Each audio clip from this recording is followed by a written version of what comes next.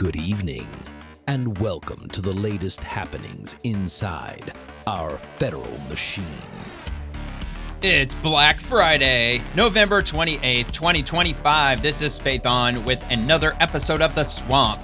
Last night, President Trump dropped what might be one of his most profound and consequential Truth Social posts of his presidency, informing America that our country will no longer be taking in third world citizens and deporting any and all foreign nationals who depend on our welfare system.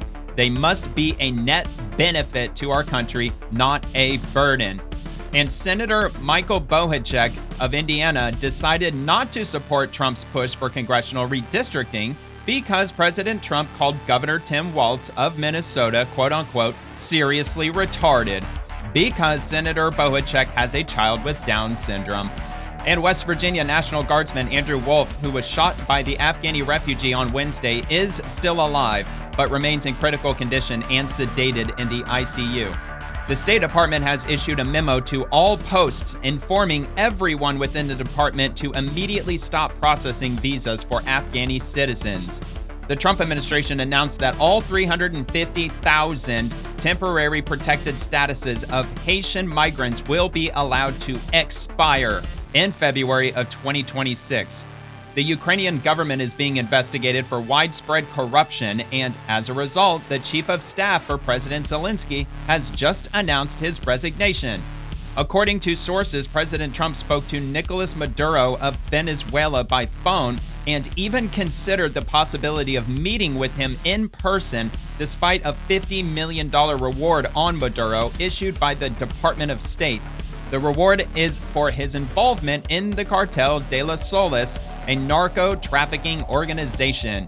And there's a lot more that happened today, so we're just going to dive right in. And if you enjoyed the video, please give the video a quick like if you have a second, and subscribe to the channel if you enjoy the daily updates. And if you leave a comment, I might just read it on the next episode. And every article you'll see in the video will be linked in the description below. And I've got this long but very profound statement from President Trump through his not only his Truth Social account, but he posted this directly to X, which is kind of rare for the president.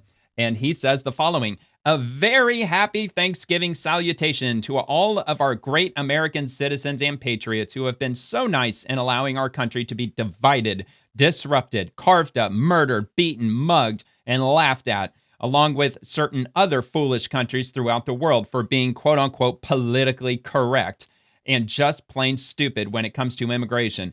The official United States foreign population stands at 53 million people per the census, most of which are on welfare from failed nations or from prisons, mental institutions, gangs, or drug cartels. They and their children are supported through massive payments from patriotic American citizens who, because of their beautiful hearts, do not want to openly complain or cause trouble in any way, shape, or form. They put up with what has happened to our country, but it's eating them alive to do so. A migrant earning $30,000 with a green card will get roughly $50,000 in yearly benefits for their family. The real migrant population is much higher. This refugee burden is the leading cause of social dysfunction in America, something that did not exist after World War II, which includes failed schools, high crime, urban decay, overcrowded hospitals, housing shortages, and large deficits, etc. As an example, hundreds of thousands of refugees from Somalia are completely taking over the once great state of Minnesota. Somalian gangs are roving the streets looking for prey as our wonderful people stay locked in their apartments and houses, hoping against hope that they will be left alone.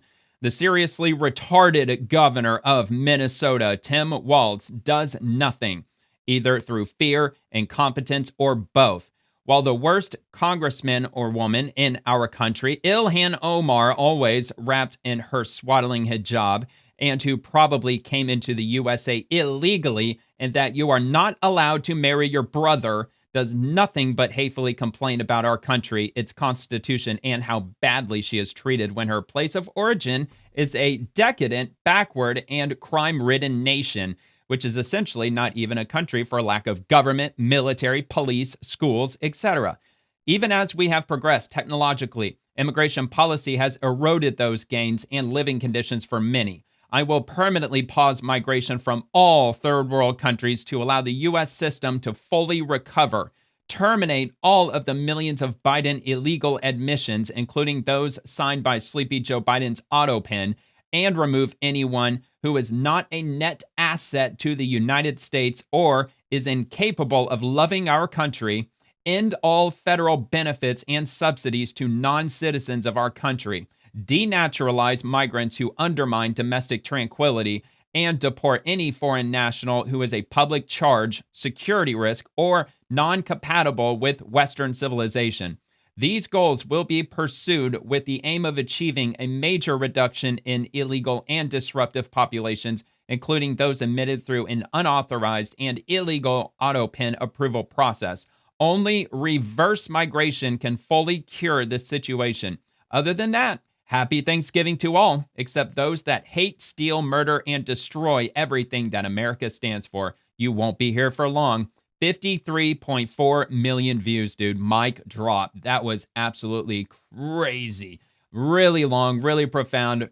Definitely coming from the heart. And I think he hit the nail on the head on a number of different points. And for 50 million estimated by the census, 53 million people, I mean, that speaks for itself. And would it surprise anyone if the data speaks for itself in the way that the majority of these 53 million people are on welfare benefits? Probably not. And like he said down here, this probably also has a ring of truth in that he probably got this from maybe the Census Bureau or Bureau of Labor Statistics. A migrant earning $30,000 with the green card will get roughly $50,000 in yearly benefits for their family.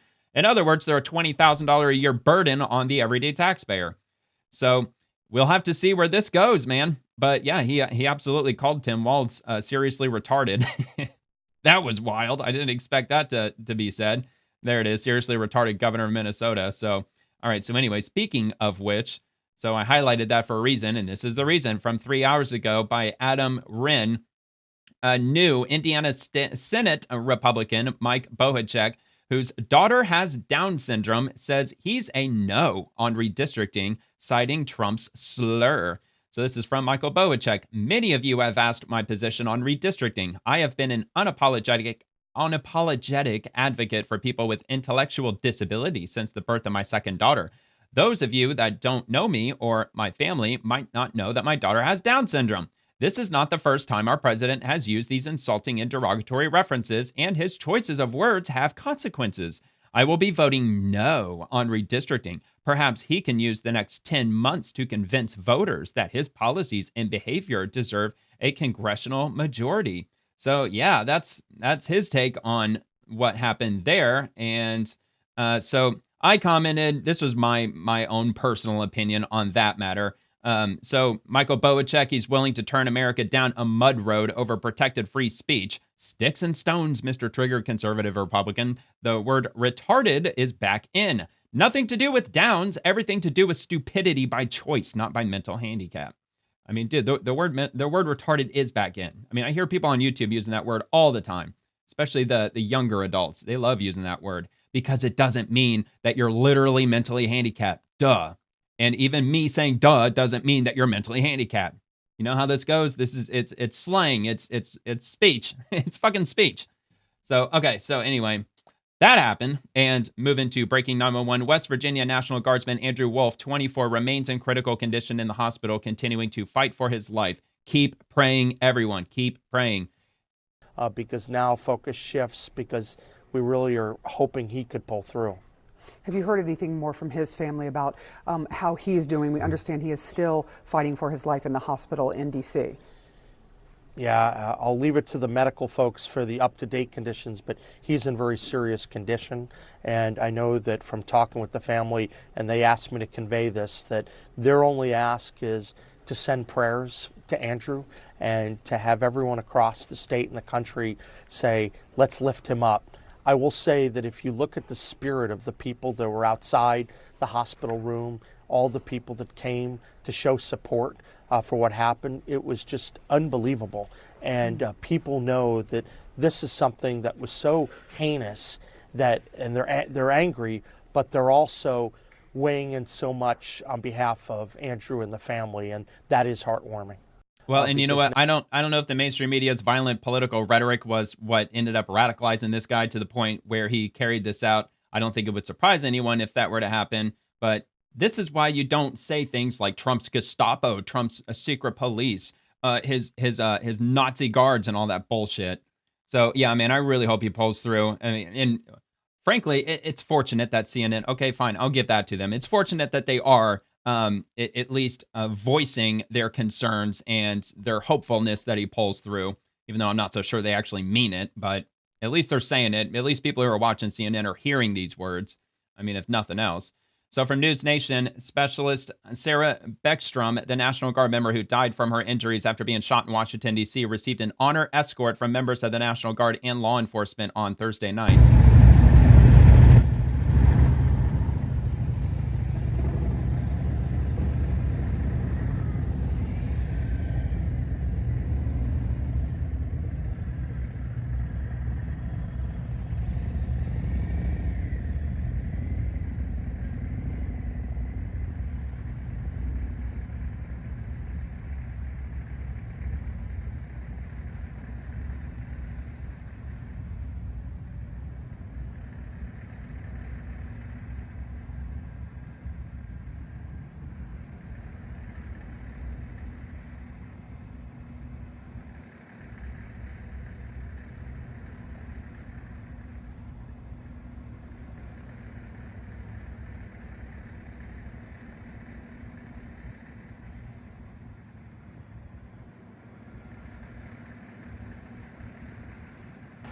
Bunch of black SUVs.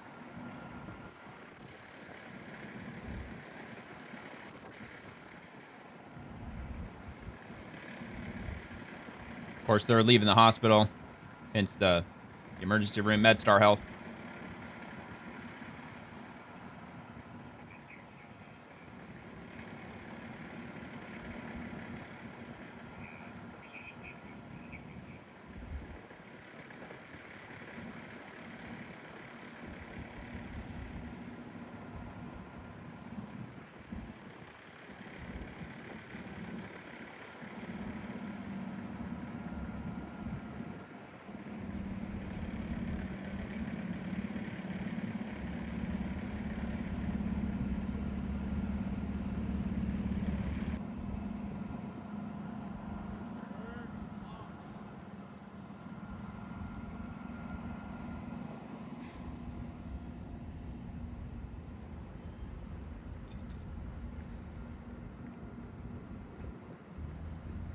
Yeah, man, long line.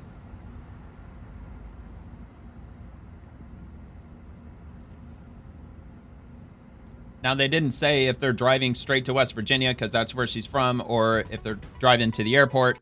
That I'm not sure of. If they're going to fly her into West Virginia, because it's not a very far drive from D.C. So I didn't read anywhere whether if they're going to fly her from D.C. or if they're going to make the drive.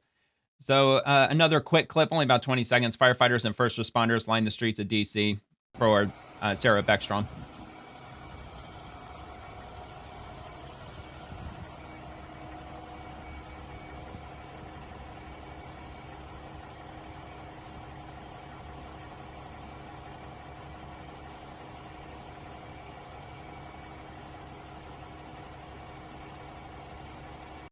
From the Washington, D.C. Fire Department, paying their respects. And we'll move on to the White House. This is part of the horrendous airlift from Afghanistan. Hundreds of thousands of people poured into our country, totally unvetted and unchecked. We will fix it, but we'll never forget what crooked Joe Biden and his thugs did to our country, President Donald J. Trump. And here's the image that he speaks of. Absolutely, completely covered. Hundreds and hundreds of people packed into, I don't know what that is, but not too well knowledged on the cargo plane, C-130 or a what is it, C-17 or something like that. I'm honestly not familiar. I'm just taking a wild guess, to be honest. But yeah, man, hundreds of them per plane. And any of us who were following politics in the last several years, which I'm assuming if you're listening to this, you probably were, we remember this in 2021, to the point where they were hanging off the bottom of the plane and falling from the sky. That's how many they were packing into the plane. And the footage that they had on the ground was they were just bum rushing these planes. They were just pouring in, like basically full on running into it. So, and I'd have to look back at the footage again, but if memory serves, that they basically opened up the gates and it looked like just everyday people from just on the streets were just pouring in. that there was no formal lines. There was no one-by-one process of vetting. They weren't coming out of a building or anything. No, dude, they were just running straight for these cargo planes, and they were piling into them, and they flew them right over here. So if they did, if the Biden administration says that they did the vetting process over here stateside, so you mean to tell me that the ones who were not vetted, they put them on a plane and sent them back to Afghanistan? Yeah, okay. Yeah, because we really believe that.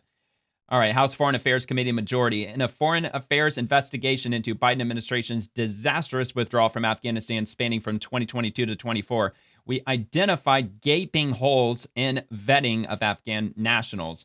Here we made specific note of systemic problems like Afghans being put on planes without a proof of ID or biometric screening and many other basic vetting protocols which were totally ignored.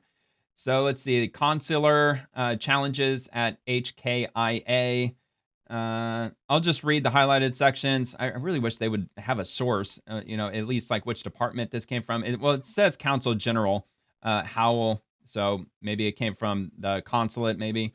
So consular challenges at HKIA, including lack of documentation and no data tracking system, resulted in flawed vetting processes that left thousands of evacuees in limbo after the NEO. Let's see. You know what? I'm just going to read the whole thing. A State Department employee told AAR interviews that the U.S. government had, quote, no idea if people being evacuated were threats, end quote. Another employee recounted a particularly troubling episode. Quote, one plane left, and as checks got done, a few people on the plane popped red, and the plane turned around and went back to Kabul, end quote. This apparently happened a second time, but the plane was permitted to leave Afghanistan and land in a third-party country. Consul General Howell's counterpart, Gene Akers, admitted, quote, we didn't have access to systems or databases, end quote, that were crucial to determining the eligibility of evacuees. Yeah, because the whole freaking city, the whole damn country was in chaos when that happened. Because Joe Biden fucked that up as spectacularly as he possibly could. Indeed, in August 22nd, 2021, Internal State Department memorandum alerted employees biometric screening was not available to vet evacuees at HKIA. The memo also exposed 5 cases of Afghans who presented U.S. passports that were not their own. U.S. Embassy Doha Ambassador Greta Holtz explained that a high number of Afghan evacuees landed in the country with no real identification. According to Ambassador Holtz, the State Department, quote, created these temporary passports, literally a piece of paper with a photo that was taken right then and there at the flight line. The ad hoc nature of the Biden-Harris administration's NEO was also evident in the failure by the State Department to maintain records of Afghan evacuees. And there you have it. So again, it's text. It's provided by the White House. So, or no, not the White House. My apologies. From the House Foreign Affairs Committee majority, which is an official government account. It's an official government profile, hence the gray badge. And just if you want, further verification, it's a verified account. This account is verified because it is a government or multilateral organization account. It's been verified since January of 2013. The official account for the House majority or the House Committee on Foreign Affairs, and the chairman is Rep. Brian Mast. So they're the ones that shared the documents. So, all right. Anyway, Regan Reese knew the State Department is ordering all its posts to stop processing and to refuse entry to all Afghan national visas, according to an internal document obtained by the Daily Caller. This is an action request, paragraph 2, or please see paragraph 2. So action request posts were notified by email from the visa office on November 27, 2025, that effective immediately, consular officers were instructed to refuse under 221G or any other applicable ineligibility of the Immigration and Nationality Act, or INA, all otherwise eligible Afghan nationals using an Afghan passport to apply for a non-immigrant, or NIV, or immigrant IV visa. This action includes any such applicants for special immigrant visas, which include Afghan SIVs or SQs, SWs, SIs, SEs, and SS, and also SB1 visas for returning residents. This action is to ensure that such applications have undergone necessary security vetting and to validate screening protocols ensuring the applicant's identity and eligibility for a visa under U.S. law. Additional guidance will follow SEPTEL, SEPTEL, on updated enhanced vetting or screening measures that may be required for this purpose. And let's see, Reagan Reese is with the Daily Caller, right? Yeah, she's a White House correspondent for the Daily Caller. And moving to Joe Kent, vetting a foreigner in a war zone to determine if he will fight a common enemy is vastly different than vetting a foreigner to see if he is suitable to live in our country. That's a pretty good point. Yet under Biden, tens of thousands of Afghans were brought to America using the war zone vetting standard. This is why the D.C. attack happened. The solution is rounding up everyone Biden let in and deporting them immediately. So he's responding to NCTC Director Joe Kent. And let me pull up him real quick. So he's serving as the director of the National Counterterrorism Center under the leadership of President Trump. And he says, hold on, let me grab the timestamp. It was at 10:49 a.m. today. So it was just this morning. So he goes on to say the barbaric terrorist attack in Washington, D.C. by an Afghan terrorist has spurred righteous outrage over the Biden administration's policy of importing people hostile to our nation. It is true that the terrorist who conducted the attack in D.C. was vetted by the intelligence community. However, he was only vetted to serve as a soldier to fight against the Taliban, AQ, and ISIS in Afghanistan. He was not vetted for his suitability to come to America and live among us as a neighbor, or integrate into our communities, or eventually become an American citizen.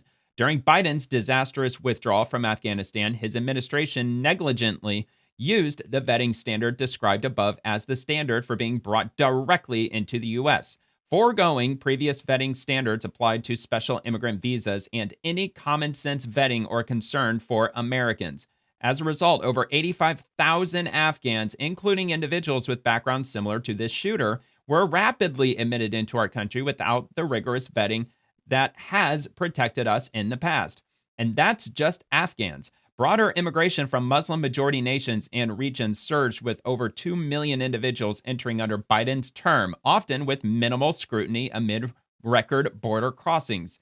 This is a deadly combination. Incidents like this aren't isolated. They're the predictable outcome of prioritizing speed and volume over security. As we move forward, we must commit to a strengthened and comprehensive vetting and removal process to safeguard our homeland and ensure only those who truly align with American values are admitted to prevent future tragedies. So, prioritizing speed and volume over security, the speed and volume, probably trying to jam as many hopeful future registered Democrats that they could possibly bring into the country, for instance, maybe. President Trump's directive to re-vet and expel those illegally admitted under Biden who flooded into our country to overwhelm our communities and drain our resources represents the bold, decisive leadership our nation desperately needed. Thank you, President Trump, for putting Americans first. The NCTC will assist our partners in federal, state, and local law enforcement with locating all of these individuals so they can be removed from our nation. We owe it to our fallen and to our children. Now is the time for action. Well, and I'm not sure if it's going to be ICE who's going to be involved with this, or border security, maybe all the above. Maybe all these agencies are going to be tasked with rounding up these individuals, and they'll be deporting them. I know that ICE is adding 10,000 more agents to the overall department, but the Department of Homeland Security, man, they got a ton of money. Let me just double check and see how much they got. They got a ton of money that they're going to be have at their disposal. I think it starts next year. Okay, and with the magic of the pause button, I came up with the answer. Department of Homeland Security. So how much did the Department of National Security receive in funding for next year? So it looks like $63.6 billion was requested.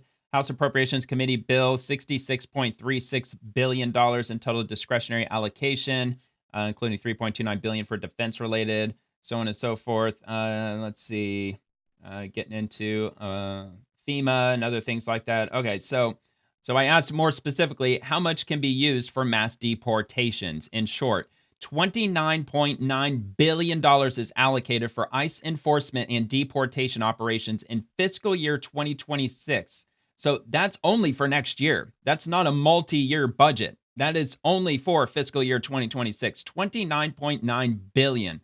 Now, I know this, I came up with this number. It's very, very crude. So, let's say that breaks down to $200,000 per agent. I know that there's a lot of overhead costs. There's a lot of equipment. There's vehicles. There's gas. There's flights. There's all kinds of things that factor into this $30 billion figure. So this number probably like a way out of whack, probably. But if you broke that down for $200,000, or divided 30 billion by 200,000, assuming like each person on like each agent would be 200,000 in a salary, which they're not getting that, like maybe half at the most. So, like assuming like the rest would be for overhead costs, equipment, things like that. I mean, that would break down to almost 150,000 agents. But as far as I know, they've got 10,000 in currently, and they're going through the hiring process for 10,000 more. All right, another pause button moment. So how many ICE agents are there? How many are they hiring? How many can they hire in the future with the $29.9 billion budget? So there's roughly 6,000 deportation officers, which is in the ERO division. Total ICE workforce is 20,000, including 7,000 HSI special agents. So they're planned for hiring 2,500. So okay, here we go. So it's part of the 10,000 total over the next 4 years, with via an $8 billion allocation in the One Big Beautiful Bill Act. I know that over 200,000 people have applied for those positions. And the future with the $29.9 billion supports up to 10,000 additional agents by 2029, and 800,000 per agent, included training and bonuses, potentially doubling ERO to 16,000. Hiring challenges may limit to 7,000 to 8,000. Look, hiring those agents by the year 2029, I see that as being potentially problematic unless it's codified by Congress, because if it's all done by executive order, then God forbid, 2028 swings to the left, then whoever incoming president comes in, then they'll just, by the stroke of a pen, just eliminate all those positions. So, it would almost be all for nothing unless they really try to work in these 10,000 agents as soon as possible. I'd figure they would have all 10,000 hired like within 6 months or so. Like, get them all trained, get them all hired at once, man. Let's get this going, man. You got to operate as if time is limited. There's no guarantee that J.D. Vance, for example, is going to win 2028. I mean, we could be quite hopeful, keep the glass half full, but there's no guarantee for that. But anyway, it's still good news. I mean, they are hiring a lot of additional people, and they're going to need every single person that they could possibly get, because now Trump is calling for every third world citizen who's in our country to be deported, especially those who are a net burden on our taxpayer. So I guess we'll just have to wait and see. We'll see how that plays out. I'm sure there's going to be more to come with regard to that. All right, so breaking 911 reporter, why do you blame the Biden administration? Well, the president, because they let him. Are you stupid? Are you a stupid person? Because they came in on a plane along with thousands of other people that shouldn't be here. Let's hear what Trump has to say in addition to that. Because they let him in. Are you stupid? Are you a stupid person? Because they came on a plane along with thousands of other people that shouldn't be here. And you're just asking questions because you're a stupid person. Oh my God, dude, Trump is losing his fucking patience. And for good reason, man. For this Afghani national, like, we took him in, set him up with an apartment, which is he paying for it, or the taxpayers paying? Probably the taxpayers are really paying for it, to be honest. But with all of that just happened, and he has every right to be pissed off, and I'm sure he's pretty much gotten a short fuse at this point. I mean, imagine going through 10 years of the ruthless fake news mainstream media just constantly going at you day after day after day. So he can have a short fuse every now and again. There's a law passed that it's almost impossible not to get them out. You can't get them out once they come in. And they came in. Ridiculous. And they were unvetted. They were unchecked. There were many of them. And they came in on big planes, and it was disgraceful. And if you look, and look, this is, and I know that Trump is going to be advocating even harder for nuking the filibuster, because if they nuke the filibuster, and if Republicans play ball, if they stay unified in this effort, they've already got the majority in the House. Now, I don't know if every Republican in the House, because it's a razor slim majority, I don't know if every single one of them will be fully on board with mass deportations, despite the vast majority of Americans being completely on board with that. It's like 76% of Americans are on board with, or in favor of mass deportations. They nuke the filibuster. They can run all of this through and get it codified into law, but they're not doing it. And that is, above all, what frustrates me the most about Republicans is just the lack of movement. It's always a lack of movement. Just a little bit here, a little bit there. Speed bumps for Democrats. That's usually all that freaking Republicans seem to be good for. You see, there was a law passed. It makes it almost impossible not to let them in, not to certify them, so to speak, once they come in. And they came in, and they shouldn't have come in.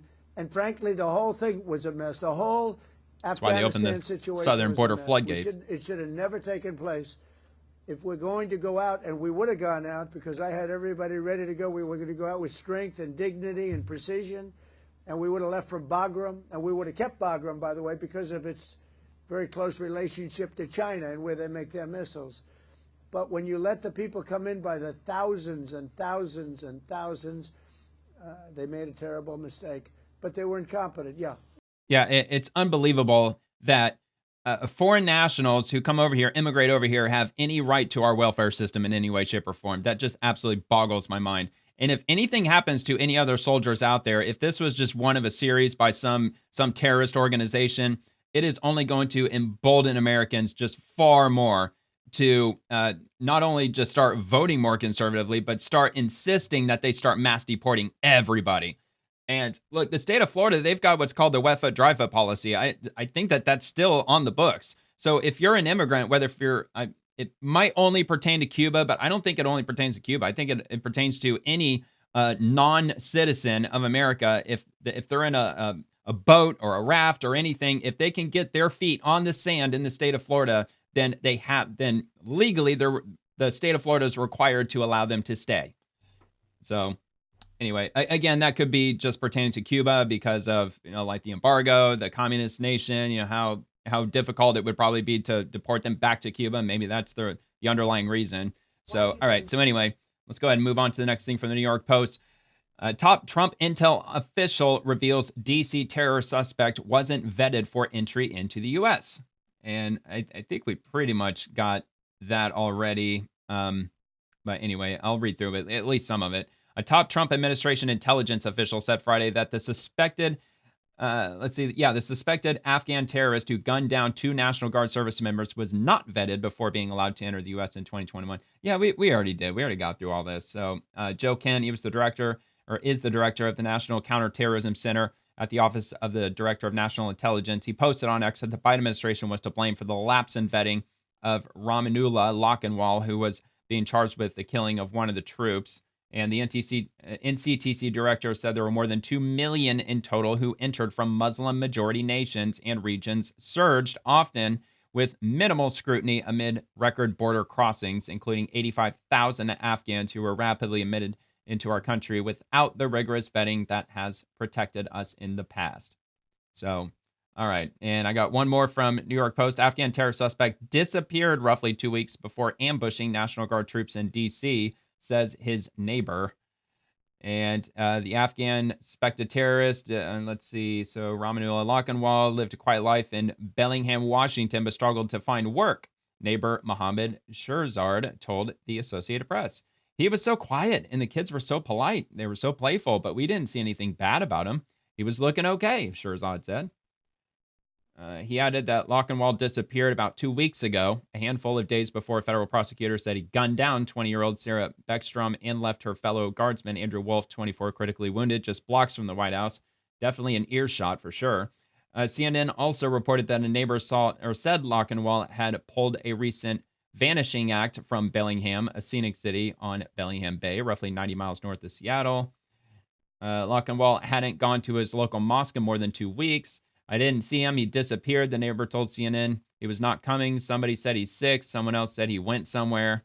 And there's a still image, which I don't believe that was Andrew. I believe he had already shot him. I saw this video, but I think it might be a little too spicy for YouTube, so I decided not to include it in this episode. But I did repost it. So there's a link to my X profile in the description below. It takes you directly there. So I know I posted that video. It was RT. RT got a hold of this. It's about 8 seconds. You don't see any, and there's nothing like you can see gunfire. I believe it was this individual who ran off camera. He jumped behind this facade, and he came back around and he started shooting at him, and that's about all you see. You don't see anybody actually getting shot. You just hear the gunfire ringing out while the person filming's in a car driving by. Anyway, the neighbor who did not want to be identified lived in the same apartment complex as Lockenwall, who's shacked up with his wife and 5 children. They also said that 2 of Lockenwall's nephews lived with the family. Oh, great. So even more people lived in that house or in the apartment. It wasn't clear whether the nephews are related to him or his wife. Well, they're nephews. That would, by definition, make them relatives. However, one of Lochinwall's brothers, who was a platoon leader in the same elite CIA-backed Zero unit as the alleged gunman, also lives in the U.S. And on last night's Swamp episode, I went into detail about that Zero unit squad, or whatever you want to call them, of those Afghani soldiers. Anyway, Shirzad described Lochinwall as polite, quiet, and speaking very little English. He said other members of their shared mosque said Lochinwall had run into trouble finding work. Lochinwall had worked as a driver for Amazon Flex, delivering packages as an independent contractor starting in late July, but stopped delivering packages in August, a spokesperson for the mega company said. I don't know, maybe he was one of those problematic CDL drivers, even though he's not technically an illegal immigrant, right? Shirzad didn't return the post's request for further comment. Look, dude, there's a lot of manual labor jobs out there. Isn't California always complaining about that, how they don't have enough people picking fruit from the fields and things like that? Or, I'm sure that a construction company could probably use a drywaller or something like that. Like the illegal immigrants, they line up out in front of Home Depot. They find work day after day. I don't know why he wouldn't be able to do that. Maybe he's just too good for just manual labor. I don't know. Okay, breaking 911, CNN. Afghans in America are now living in fear. Well, fancy that. Right. It's only 7 seconds in length, so we're just going to get just a real quick statement out of this. All right, so to come for us, new fallout after the deadly attack in the nation's capital, why some Afghans in America are now living in fear. Yeah, I actually should have done my due diligence and actually looked up that.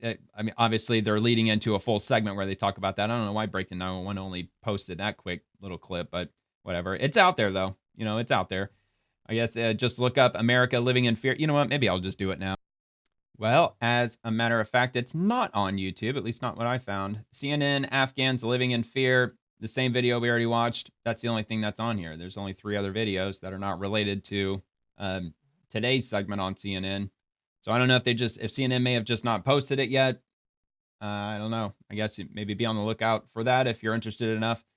All right, U.S. Department of Labor, 4 years of unrestrained migration has had devastating consequences for the American worker. Wages dropped, jobs for native-born workers disappeared, and many Americans were robbed of their chance to achieve the American dream.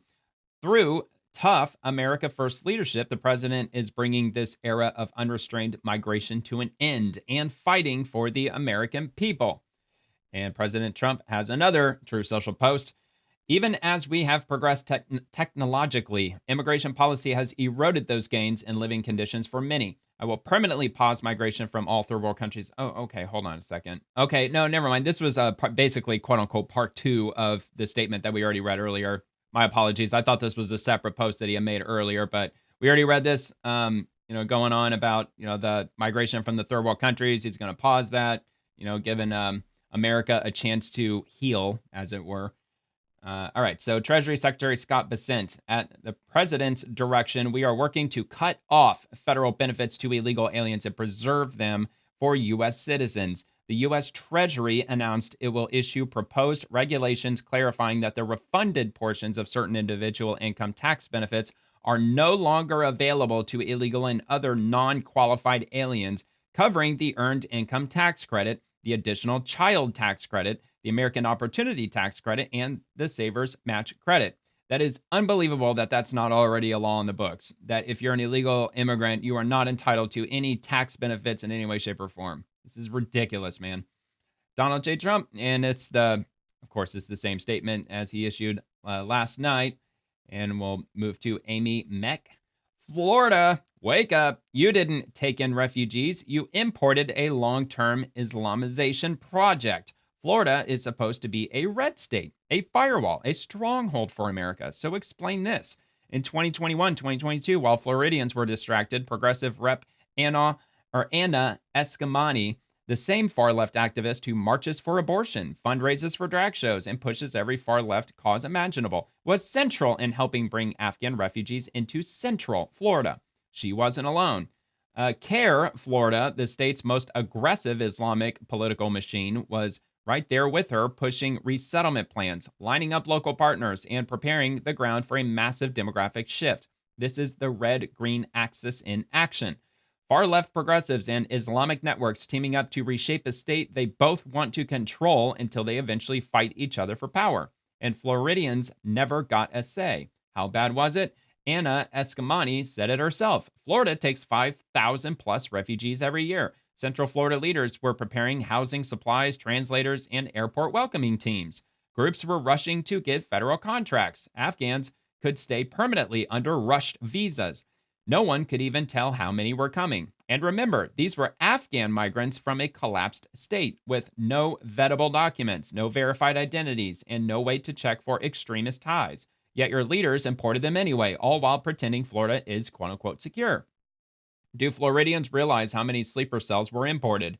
Florida's GOP is compromised. This is the same GOP-controlled legislature that unanimously passed a CARE-backed Muslim American Heritage Month, celebrated a community led by CARE, an organization repeatedly tied to extremists, refused to oppose the very forces openly working to Islamize Florida.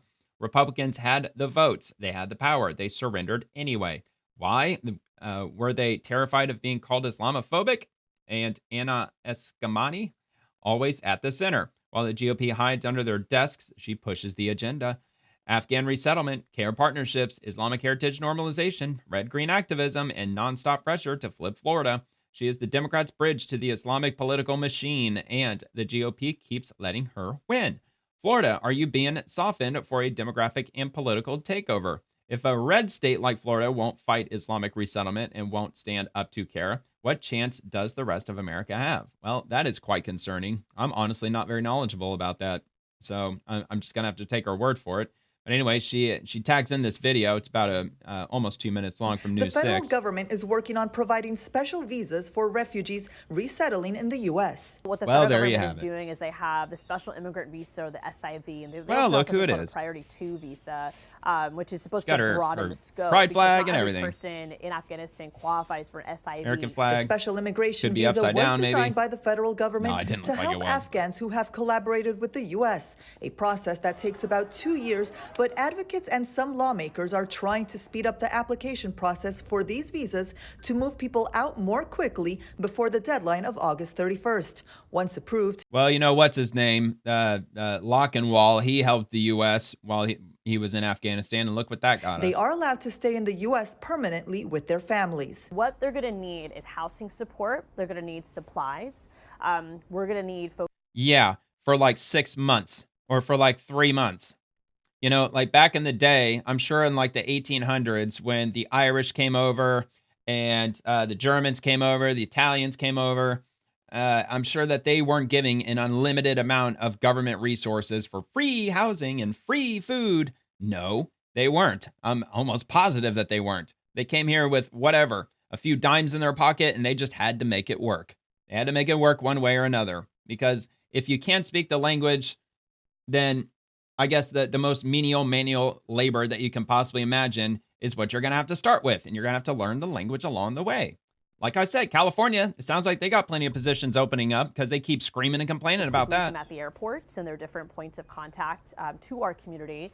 We're also Why don't you open up your house, lady? How many refugees are you housing? Representative Anna Scamani says, well, I just don't have the room. I bet you got a backyard. In Central Florida that bet will you can aid set up a couple of nice housing tents and employment.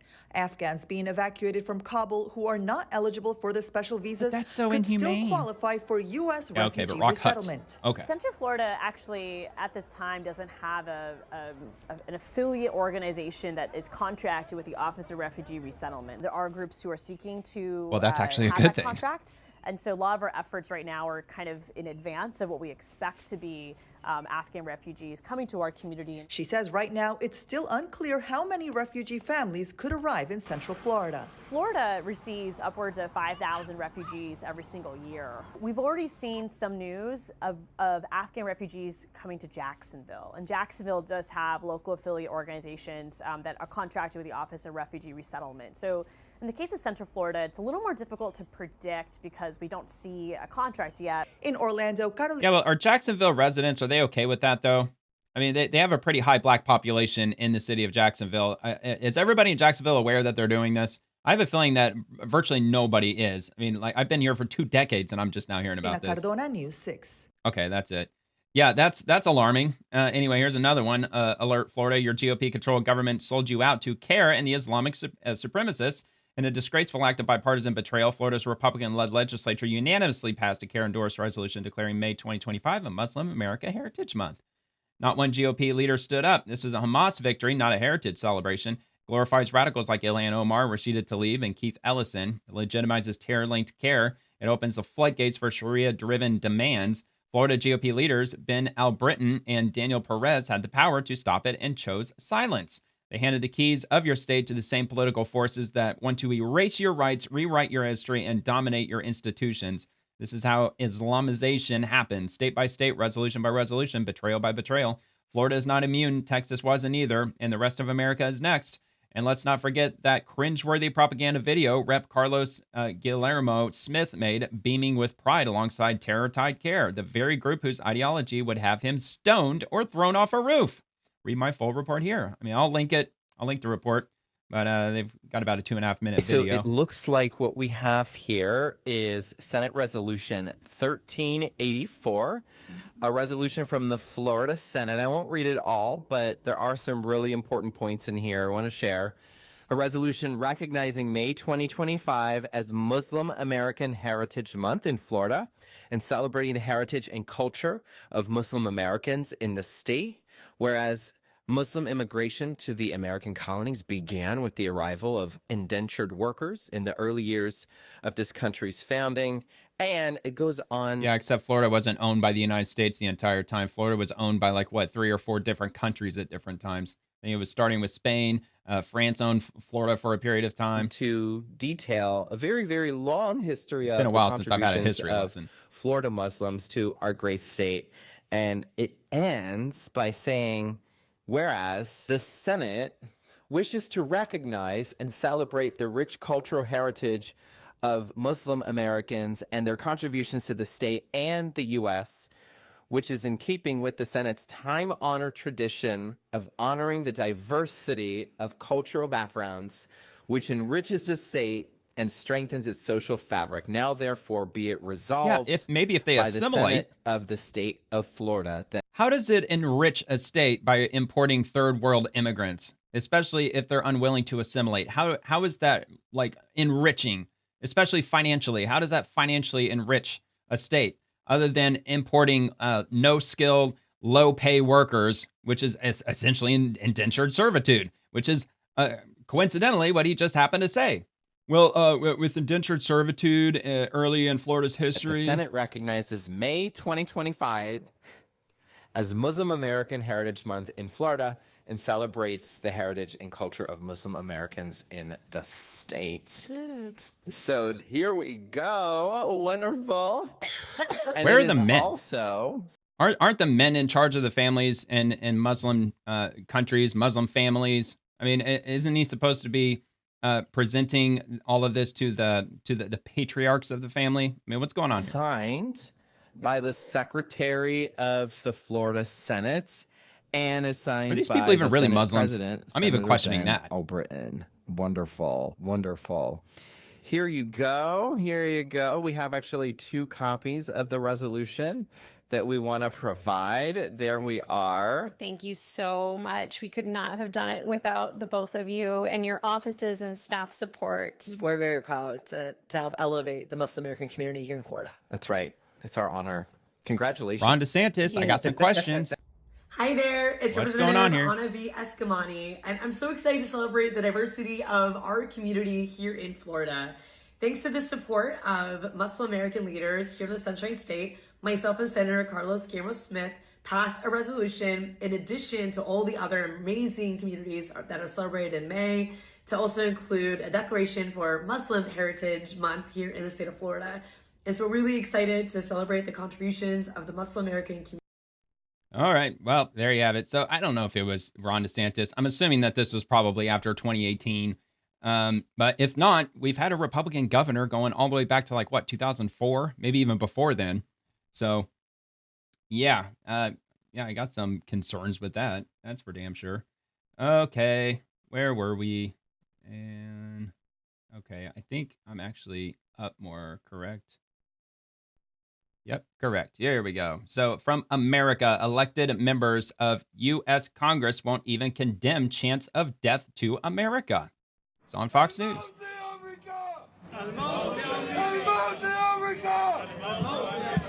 This is in Dearborn, Michigan, by the way. Not a great look. The mayor condemned it. The White House condemned it. But what about Congresswoman? Yeah, they condemn it, but what do they do about it? Absolutely nothing. We think that's bad. The end. Rashida Tlaib. She reps Dearborn.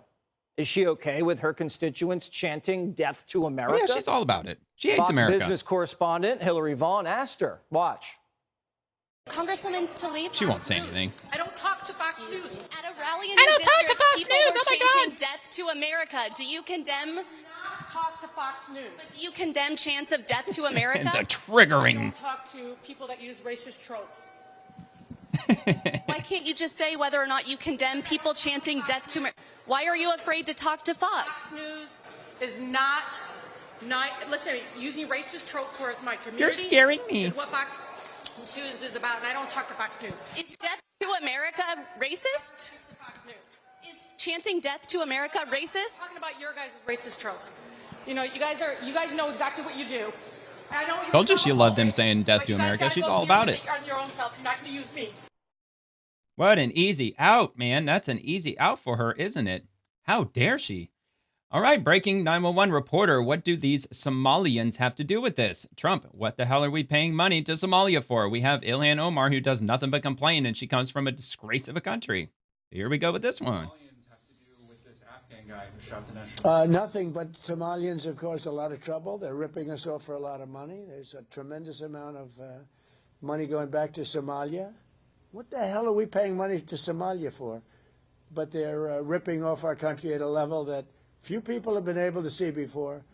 Yeah, aren't they engaged in just widespread piracy? I'm sure they're probably still doing that. I mean, how many hundreds of millions, if not billions of dollars, plus the billions of dollars that private companies around the world have to spend on security firms to try to prevent their ships from getting pirated or taken over by Somali pirates. So they're not really offering a whole lot to the world except a whole bunch of bullshit. That's about the only thing. You talk about competence. We have Ilhan Omar, who does nothing but complain about our country and our Constitution. And she comes from a country with practically no country. It's devastated, it's crime-ridden, it's a mess, it's a disgrace. And we took their people at a tremendous... We're not taking their people anymore. We're not taking their people. Yeah, why should we? We're getting a lot of their people out because they're nothing but trouble. Okay, thank you very much, everybody. I mean, give us some good reasons as to why we should keep taking them in. And maybe we should run some studies. I mean, how much of an economic net benefit are the Somalis in the state of Minnesota? Or are they a burden on the economy? I have a feeling the latter is probably more true.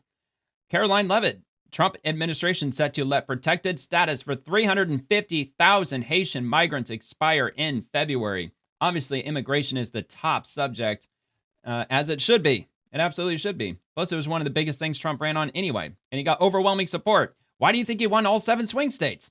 So anyway, the Trump administration said to let protected status for 350,000 Haitian migrants expire in February. DHS is offering a $1,000 exit bonus of free plane tickets for voluntary departure by February 2026, and a lot of them have taken them up on it. Last number I heard was 1.6 million people have self-deported, and I'm sure the number is much higher than that because that number goes all the way back to the summertime, if not even before then. I mean, that they've been using that same 1.6 million number for months at this point.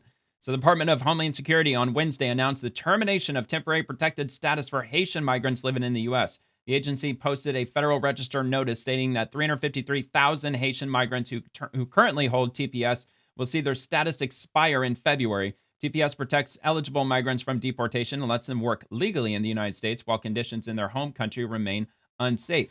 I mean, that to me, that begs the question, what percentage of these 350,000 Haitian migrants are actually working right now? Okay, well, this might actually surprise you because it surprised me. I checked real quick. So approximately, okay, what percentage of the Haitian migrants with temporary protected status are currently working? Approximately 95% of the roughly 353,000 Haitian migrants with temporary protected status are currently employed based on 2025 estimates from American Immigration Council analyzing census data for TPS holders. The high rate reflects TPS's work authorization, which enables most eligible adults, typically 16 and up, to participate in the U.S. labor force, primarily in sectors like construction, food services, and healthcare. Recent DHS data confirms around 330,000 to 350,000 active Haitian TPS holders as of mid-2025, aligning closely with the queried figure. So what are these sources that they're pulling this from? So from USCIS.gov, The Guardian, Miami Herald, meh, Florida Politics, meh, CBS News, FWD.us, not familiar. I'm not familiar with them. WLRM.org, don't know. Liluminator.com, FWD, USCIS.gov, okay. AmericanImmigrationCouncil.org, maybe. Let's see, ILCM.org, Al Jazeera, okay. DHS.gov, ForumTogether.org. Okay, so looks like a couple that are legit sources that it's pulling this info from. Congress.gov, iamerica.org. So, yeah, I mean, it says there's 95% of them that are working, and wherever they are, and I believe a lot of them were relocated to Ohio, if I'm not mistaken. And I don't know what the unemployment rate is in Ohio, at least for American-born residents. But, I mean, that could obviously be problematic if it's hard to find work in areas where, temporary protected status immigrants are employed. But I don't know. All I'm doing is reading the number. Okay, so, all right, let me see. Okay, moving on. Newsmax. The U.S. will very soon start taking action to stop suspected Venezuelan drug traffickers on land, President Trump said on Thursday. Might be starting to go after them on land. Like I said, the military, they've been doing close quarters drills and urban warfare practice and drills in Puerto Rico. They've also been doing survival training in Central America, which that's probably something the military is always doing. But I just know that on the X platform, they've been showcasing those training drills. And, it's just a personal opinion that I was just connecting the dots and figuring maybe they're gearing up for some sort of action on land with regard to stopping these narco-terrorists coming from Venezuela and or other parts of South America. I'm sure they're coming from Colombia too. Or, Ecuador. I'm sure there's other countries too that they're probably funneling drugs up from. The U.S. will very soon start taking action to stop suspected Venezuelan drug traffickers on land, U.S. President Donald Trump said on Thursday. Quote, you probably noticed that people aren't wanting to be delivering by sea, and we'll be starting to stop them by land also. The land is easier, but that's going to start very soon, Trump said, speaking virtually with U.S. military service members. Yeah, probably because, look, it's been a while since I've seen any of those boats blown up. It had to have been at least a week or so since that happened. I mean, for a long while, at least a couple of months, they were cranking out those videos like twice a week. We were seeing a narco-terrorist vessel getting blown up at sea. So maybe they have shifted their operations to trying to smuggle drugs back on land, that they're giving up on their sea operations because they keep getting blown out of the water and shitloads of drugs keep getting annihilated. All right, the Venezuelan Communications Ministry did not immediately respond to a request for comment. I mean, that probably should go without saying. The Trump administration has been weighing Venezuela-related options to combat what it has portrayed as President Nicolas Maduro's role in supplying illegal drugs that have killed Americans. Maduro has denied having any links to the illegal drug trade. U.S. forces in the region so far have been focused on counter-narcotics operations, even though the assembled firepower far outweighs anything needed for them. U.S. troops have carried out at least 21 strikes on alleged drug boats in the Caribbean and Pacific since September, killing at least 83 people. Reports of looming action have proliferated in recent weeks as the U.S. military has deployed forces to the Caribbean amid worsening relations with Venezuela. And recently, the USS Gerald R. Ford arrived in the Caribbean to assist in the operation in the Southcom area of responsibility. Reuters, citing 4 U.S. officials, reported on Saturday that the U.S. was poised to launch a new phase of Venezuela-related operations. So we'll see where that goes. It's getting hot and heavy. And from Fox News, bounced. Arrests made after pro-Palestinian protesters storm a Fifth Avenue store on Black Friday, shouting slogans before being pushed out by police. I mean, have they not gotten the message yet that the war is over? That, Donald Trump, he brokered a deal. He should be their hero at this point. He's the one that's bringing peace in the Middle East, even in the Gaza Strip. All right, so the New York City Police Department, NYPD, confirmed at least 4 people were arrested after a group of pro-Palestinian agitators allegedly burst into a Zara store in New York City on Black Friday, blowing whistles and waving a Palestinian flag. They fund the genocide! Free Palestine! These fucking idiots, man. These people are so retarded. One woman could be heard screaming inside the store. Zara is a genocidal company. Another protester shrieked while blowing a whistle at the employees. I'd love to see those statistics. NYPD officials told Fox News Digital officers responded to the scheduled demonstration near the popular fashion store, 5th Avenue, Midtown Manhattan, and determined there were about 70 protesters boycotting Black Friday. I mean, look, I got no beef with boycotting Black Friday. I don't think anybody should shop Black Friday. I think it's a roundabout scam to get your money. All right. Anyway, as tensions rose, several protesters barged into the Zara store and were seen on video quickly being ushered out by police officers. As of 4 p.m. local time, the group is continuing to noisily march south on 5th Avenue on the sidewalk. They are mobile. They're going from store to store. Free Palestine! The same protesters were later seen on video chanting outside the Microsoft store, quote, "We will not be complicit in the exploitation of our neighbors, including children," an agitator yelled. "Black children, brown children, we say no more, and we say shame." A man on the street could be heard yelling protesters, "F you, you piece of ass. All of you are ... before smiling and walking away. The investigation is ongoing, according to the NYPD. All right, so this reminds me of a video that I saw recently with regard to the whole Palestine nonsense. This was a little while ago. It's Friday. I'm going to play it because fuck it. Why not? So this dude, his name is Johnny Somali. He's currently being tied up in South Korea because he's a mega asshole. He has completely disrespected the country. He's like a rage bait streamer. He goes around just starting shit, and he's got a litany of charges that are stacked up against him. He's going through the court system right now. He's facing years in prison. So he just goes around just being an asshole to everybody. So he's walking around. I think this is his first day in South Korea. He already got kicked out of Israel. He already got jailed in Japan, and Japan kicked him out of the country for the same shenanigans that he's getting into. Well, I'm sure it's a big show that he puts on, but he claims that he's Jewish, and he continues to stand by his Jewish heritage. And he, according to him, even though Israel kicked him out of the country, he has nothing but respect for Israel. He absolutely loves Israel. So this video that I'm going to show you, he is walking around in the middle of Seoul, South Korea, and he happens upon a Free Palestine protest. These are happening in South Korea, and there's a lot of people there. A lot of them look like Middle Eastern. They were probably flown there from Palestine just to start this big protest and trying to get South Korea, of all places, all rallied up to the Free Palestine movement. But what he does is absolutely amazing. So you got to watch this. Oh this is God, wild. A Palestine protest? Bro, we're just walking across content all day today. Chat, what is going on? Bro, Korea is fucking content, bro. We got Boomy, the other Christian protesters, the Palestine protesters. What is going on? Guys, look. What is going on today? Korea's been content. What the fuck? I'm about to go crash that shit right now. Skip ahead a little bit. We're gonna crash it right now. I don't give a fuck. Gonna crash the protest.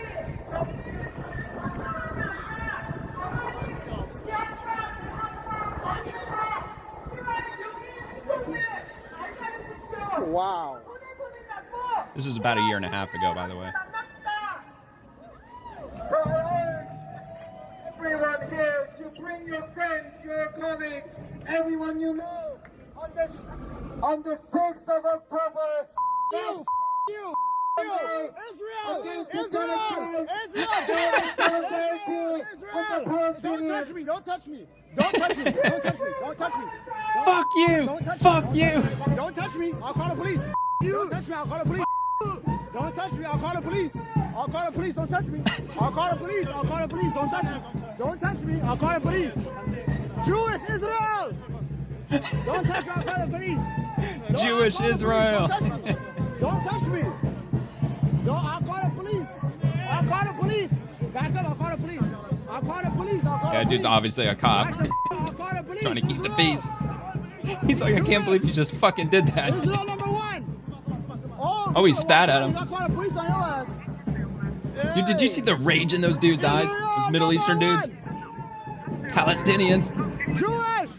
They want to kill him. I'll call the police! I'll call the police! Police! Bring the police! Bring the police! Jewish! They're getting violent, guys. You see how they get violent? You see how they get violent? Did you hear that? He's like, Israel #1! Israel! he's like, you see that? You see how they get violent? Hey, yo, police, boy! Yeah, all the cops are there. Police! Look! Police, look! Uh-oh. Comes cavalry. Problem with me. Right there, look at him. Yeah, he spat on him. Jewish, what are you doing? What do I do? I can go over here. It's freedom of speech. Why are you protecting them? I'm Jewish. Israel, number one.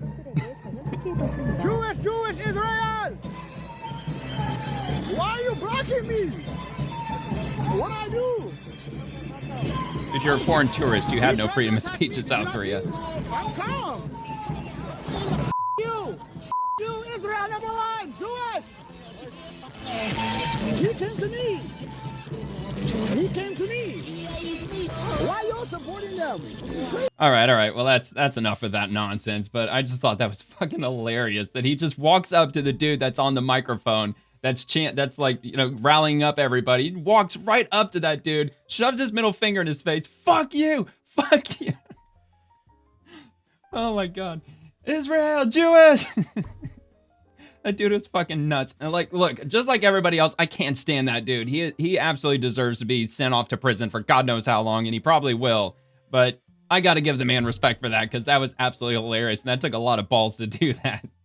All right, anyway, we'll just move on. Enough with all that. So from Newsmax, Denmark's foreign ministry has created a special overnight monitoring post dubbed internally as a, quote, night watch, end quote, to track President Donald Trump's comments and public activity during the hours when Copenhagen is asleep, according to a report. What the hell is this? I don't know. I guess they've got night watchmen paying attention to what Donald Trump's doing. But hell, if they're doing it, probably most countries are probably doing that. Maybe even over in, like, across Europe, but who knows? Anyway, Denmark's foreign ministry has created a special overnight monitoring post dubbed internally as a night watch show to track President Trump's comments and public activity during the hours when Copenhagen is asleep, according to the Danish outlet Politiken. The operation begins at 5 p.m. local time and runs through the night. Each morning at 7 a.m., officials compile a briefing summarizing Trump-related news, which is then circulated throughout Denmark's government and key ministries. The move reportedly came in response to diplomatic tensions earlier this year related to discussions over Greenland, during which Trump reaffirmed America's strategic interest in the Arctic region. Quote, the people of Greenland would love to become a state of the United States of America, Trump said during a news conference in January. We were greeted with tremendous love and affection and respect. The people would like to be a part of the United States. So I'm definitely not familiar with the politics of Greenland. I think I did read somewhere at some point that, and I could have this mistaken with Canada. I mean, Canada is obviously very liberal. I mean, I know Trump wanted to make Canada a state, which would be politically disastrous because you would just be essentially admitting a giant Democrat state.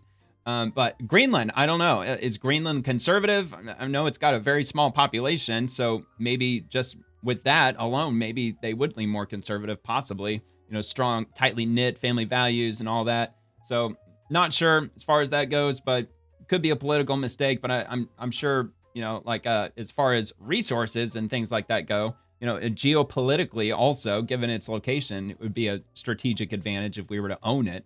Anyway, the people of Greenland would love to become a state of the United States of America, Trump said.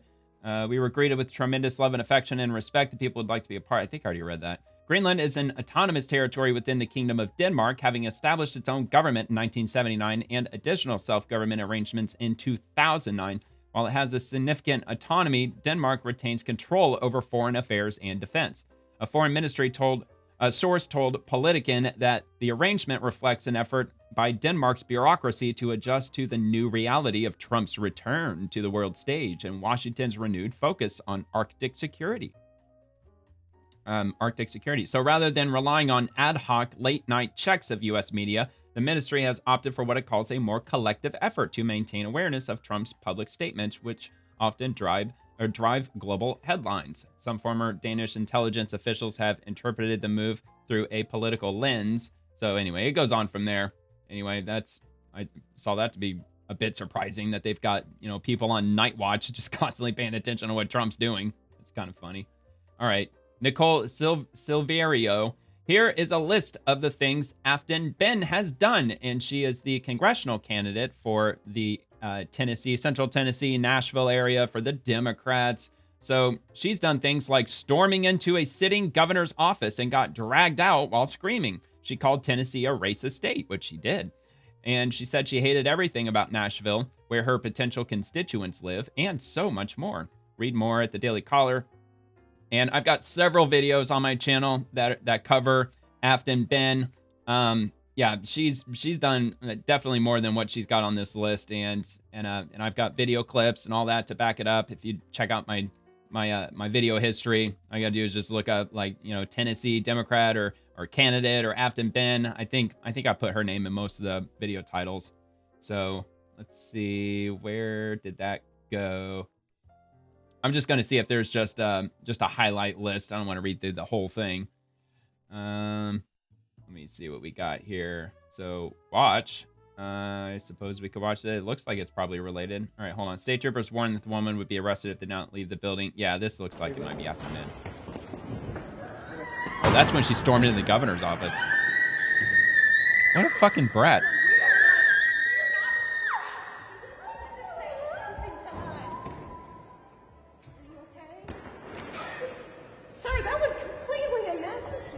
She's running for Congress right now, for the Democrats. Kamala Harris's organization donated $1 million to her campaign, by the way. One who's sitting here throwing a little temper tantrum. That is unreasonable. Oh my God, so unreasonable. Y'all should be ashamed. How dare you punish her for breaking and entering into a governor's office?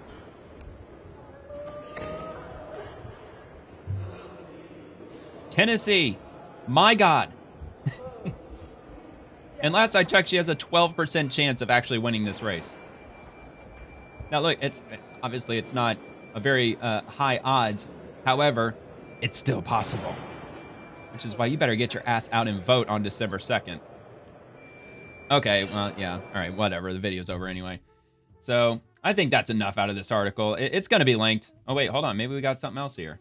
All right. Okay, let's see what this is. On behalf of communities that you have silenced today in this legislative session, you have been violent to our various communities this entire legislative session. You have stopped any accountability. You deserve to be taken out. You have been violent and extreme towards people of color, towards women, towards minorities. You have ruled. You need to resign.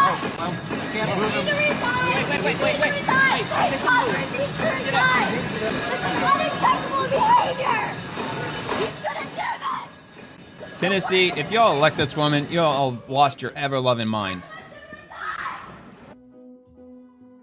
Stop being politically ignorant. For the love of God, pay attention. Pay attention to what's going on in your state. I cannot believe that she's even a front runner for the Democrats. Well, yeah, actually, I do believe that. I totally believe that. Actually, no, I don't want that to play. Okay, well, what the hell is this? Heavily involved with the yeah, she's not psychotic at all. Race because so it's perfectly normal. I hate the Bachelorettes. I hate the all-American girl. I hate country music. I hate all of the things that make Nashville, apparently. And it's city to the rest of the country. But I hate it. Yeah, I'm that girl at the airport that all these Bachelorettes are giddy walking out in their two-toned colored Pantone pink shirts. And they walk out and I'm like, they're like, oh my God, Nashville is so bad. They're so loud. Folks in Nashville, she hates Nashville. She hates country music, for fuck's sakes. My God. Okay, is that enough? Is that enough? Can I be done with her now? All right, I'm going to be done with her now.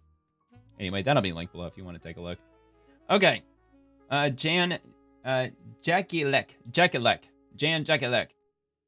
Epoch Times senior editor. And he says, FBI Director Kash Patel reveals the FBI and Treasury are working together to trace Antifa's networks, money trails, and financial backers, tapping expanded powers from President Trump's designation of Antifa as a domestic terrorist group.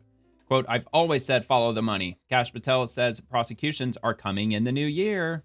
Definitely look forward to that. Has labeled Antifa as a domestic terror organization. Now, What is the impact of that on your work dealing with Antifa and related organizations? No, it's absolutely brilliant move by President Trump, because it allows us to use the tool set that we utilize for, say, foreign terrorist organizations. We are allowed to use that here in the United States of America to use added intelligence capabilities, to added operational capabilities in terms of mapping out the networks. I'm surprised that didn't get jammed up in the courts, to be honest. The banking sector and the financial sector and our partners at Treasury, most importantly, because these groups, Antifa specifically, responsible for, as you know, the Prairie Land attack, which we've arrested, I think, 24 individuals on and charged them with material support to terrorism, and rightly so. They shot a federal agent in the neck and attacked a detention facility. We know what Antifa has done in Portland. Those investigations and prosecutions are ongoing.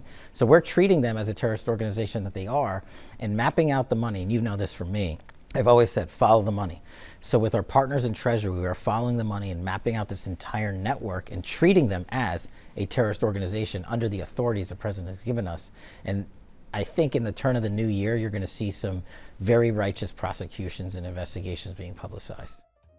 Yeah, and there's been chatter online in the last month or two about Democrats and organizations pushing back against Trump's executive order, designated them as a domestic terrorist organization, and trying to challenge that in the court system. But I haven't seen anything about that, with it actually being challenged. And obviously it's not, because Kash Patel's moving forward with it. Mike Lee, check this out. Seems fair and balanced. Professors are Democrats. I know it's a bad image. I wish I could zoom in further, but I can't. X won't allow me to do it. So these are the different schools or majors or programs, you know, number one being communications, and then anthropology, religion, English, sociology. And it's got the percentage of professors that were surveyed. And this was back in 2018. So it's probably only gotten bluer since then. And out of all the positions that they surveyed, communications professors across the university system in America, 100% are Democrats. Now, not to say that every single professor is a Democrat. It's just saying that of those who are registered, you know, out of all of the professors that they have surveyed who are registered to a political party, 100% of them are Democrats and 0% are Republicans. Anthropology, same thing. Religion, 98.59%. That really surprised me.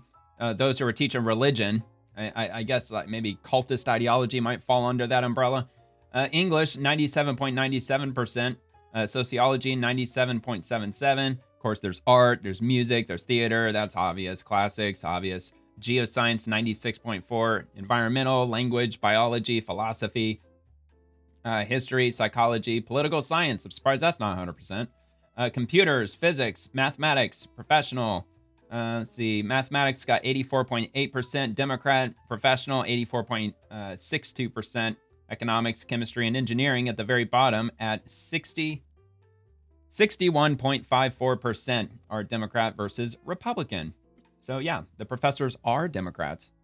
And it's no wonder why our youth are being completely and politically brainwashed.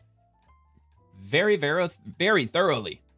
Catherine Clark, the American people are not making it in Trump's economy. Everything is more expensive, from groceries to healthcare. They deserve better, and Democrats will keep fighting on their behalf. 264 likes, 1,400 comments. That's a brutal ratio from Catherine Clark, who is the Democratic whip of the U.S. House of Representatives. And she's got 148,000 people following her. I'm sure the vast majority are Democrats, but in spite of that, she got like 8 times the amount of comments versus likes.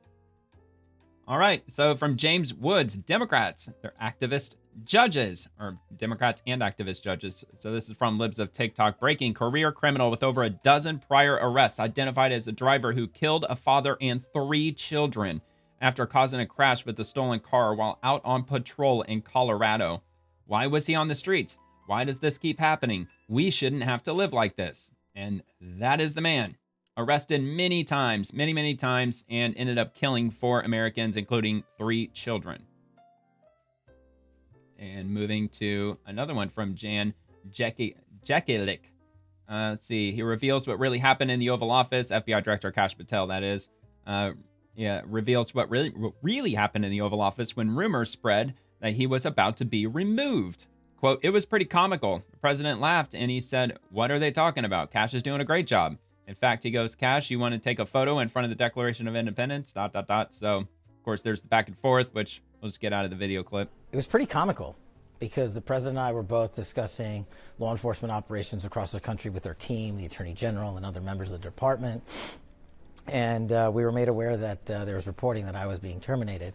And the president laughed and he said, "What are they talking about? Kash is doing a great job." In fact, he goes, "Kash, you want to take a photo in front of the Declaration of Independence and tell them how good of a job you're doing?" I said, "Sure thing, Mr. President." Obviously, everyone works at the pleasure of the sounds like president. something Trump would say. I think we are executing the president's mission wildly successfully in a historic fashion. And I think when the media gets together with anonymous sources like they always do, and it gets louder and louder and louder, that just means our mission is the most effective it's ever been, and that's the only thing I care about. Oh yeah, he's dead over target, man. He is right over the target. That's why that they're spreading all that fake news, because there's no turmoil happening. At least I don't think there's hardly any turmoil happening inside the Trump administration. They're just trying to drum up the turmoil, just desperately hoping that they can try to stir that pot up, but ain't happening. Eric Daugherty breaking incredible victory as the U.S. murder rate is now the lowest in modern history under President Trump and Kash Patel's FBI. A new report is being released showing the homicide rate plummeted by 25%. This is exactly what I voted for, letting good cops be good cops, which is what, that's FBI Director Kash Patel. That's his catchphrase, let good cops be cops. And of course, Deputy Director Dan Bongino, that should go without saying. He's quite recognizable at this point. New York Daily News, Zelensky's chief of staff resigns as Ukraine corruption investigations widen. This is from the New York Daily News, NY Daily News. They might hit me with a paywall, but if they do, I might have a workaround. Okay, maybe not. So Kiev, Ukraine. Ukrainian President Volodymyr Zelensky announced Friday the resignation of his powerful chief of staff, Andrei Yermak, who was also the country's lead negotiator in talks with the U.S. after Yermak's residence was searched by anti-corruption investigators. The unprecedented search at the heart of Ukraine's government was a blow for the Ukrainian leader that risked disrupting his negotiating strategy at a time when Kiev is under intense U.S. pressure to sign a peace deal nearly 4 years after Russia's full-scale invasion. I remember reading a report a couple of months ago where Vladimir Zelensky, he has a personal bank account in Switzerland, and there's over $20 million being deposited directly into his private accounts on a monthly basis. And it had to have come from a government source, because like 90% of what I talk about on here comes directly from a government source. And on the occasion, like, look, today's a little bit different because it's right after Thanksgiving. It was slow as hell in the news today, especially on the government front. Same with yesterday with Thanksgiving. That should go without saying, it's slow as hell. So there's going to be a few things like this one. For instance, I didn't get this directly from a government source, but very often if I read something that comes from mainstream news, or if it comes from like an individual like Eric Daugherty, 98, 99% of the time, it's being reposted by a government official.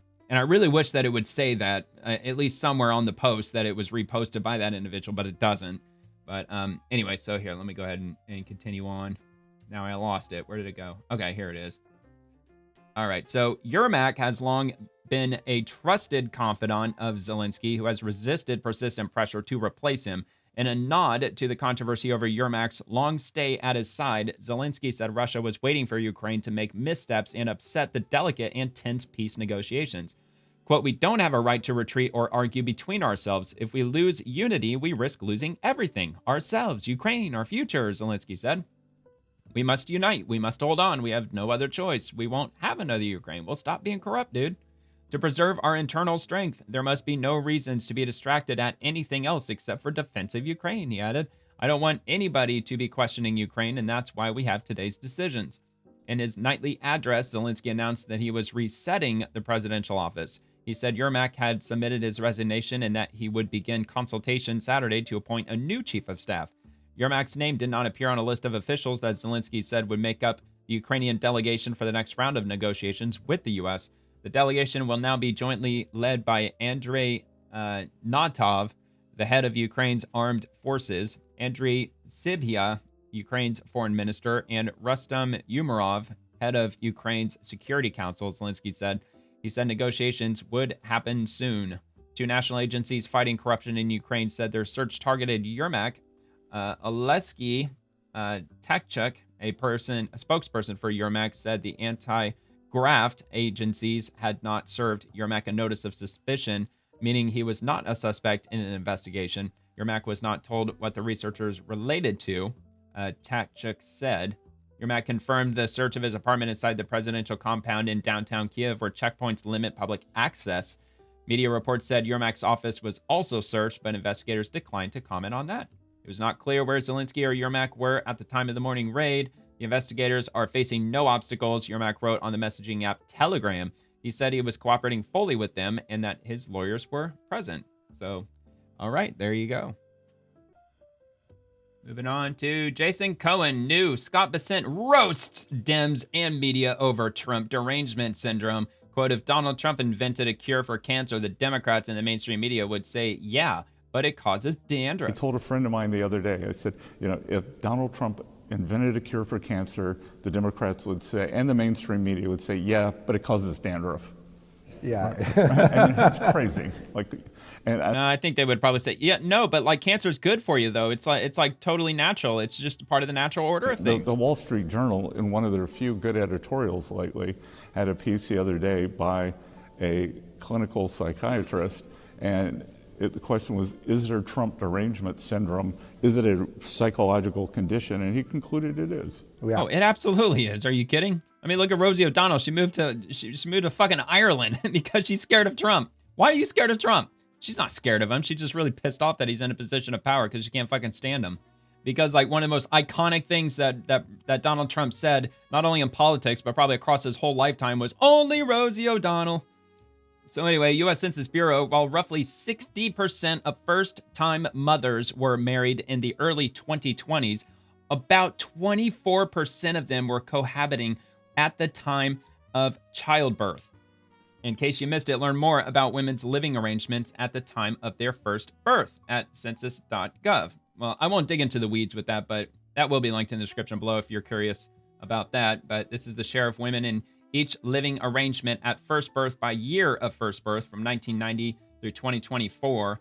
And the red is married, and the black is cohabiting, and the, what is that, orange is neither married nor cohabiting.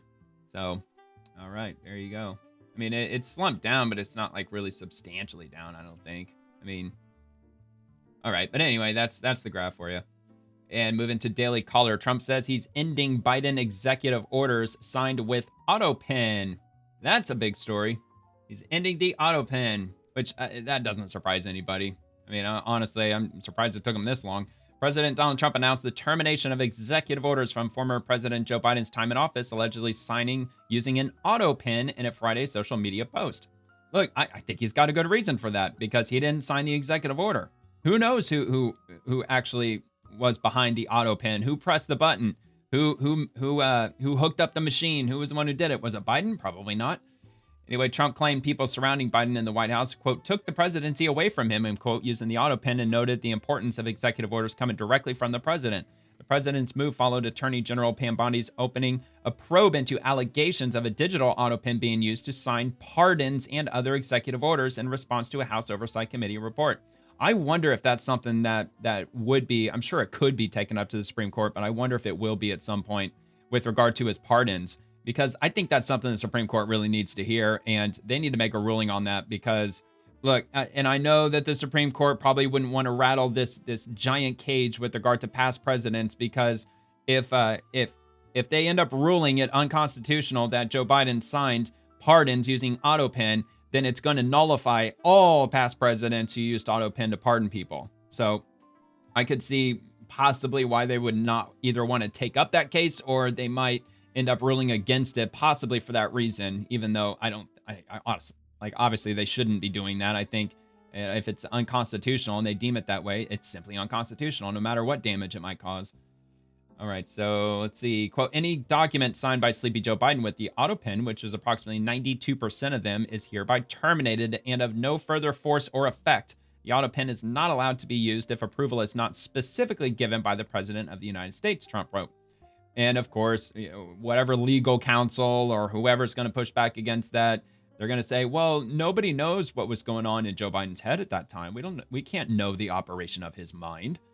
So the radical left lunatic circling Biden around the beautiful Resolute desk in the Oval Office took the presidency away from him. I'm hereby canceling all executive orders and anything else that was not directly signed by crooked Joe Biden because the people who operated the auto pen did so illegally. Joe Biden was not involved in the auto pen process, and if he says he was, he will be brought up on charges of perjury. Whoa! Former Biden aide Neera Tanden testified in June to the House Oversight Committee that she was allowed to direct the use of the auto pen from October of 2021 to May of 2023 while serving as the president's staff secretary and senior advisor, according to opening remarks obtained by the Washington Examiner.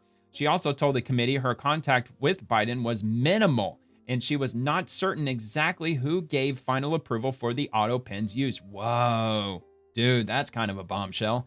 Republican House Oversight Committee Chairman James Comer said via a statement, Trump told the Daily Caller that he was recognizing the Biden presidency in a presidential wall of fame with a Biden auto pen portrait in an August 29th interview. Yeah, I think most of us have seen that at some point or another. I'm pretty sure like when this first came out, I talked about it on the Swamp back in August.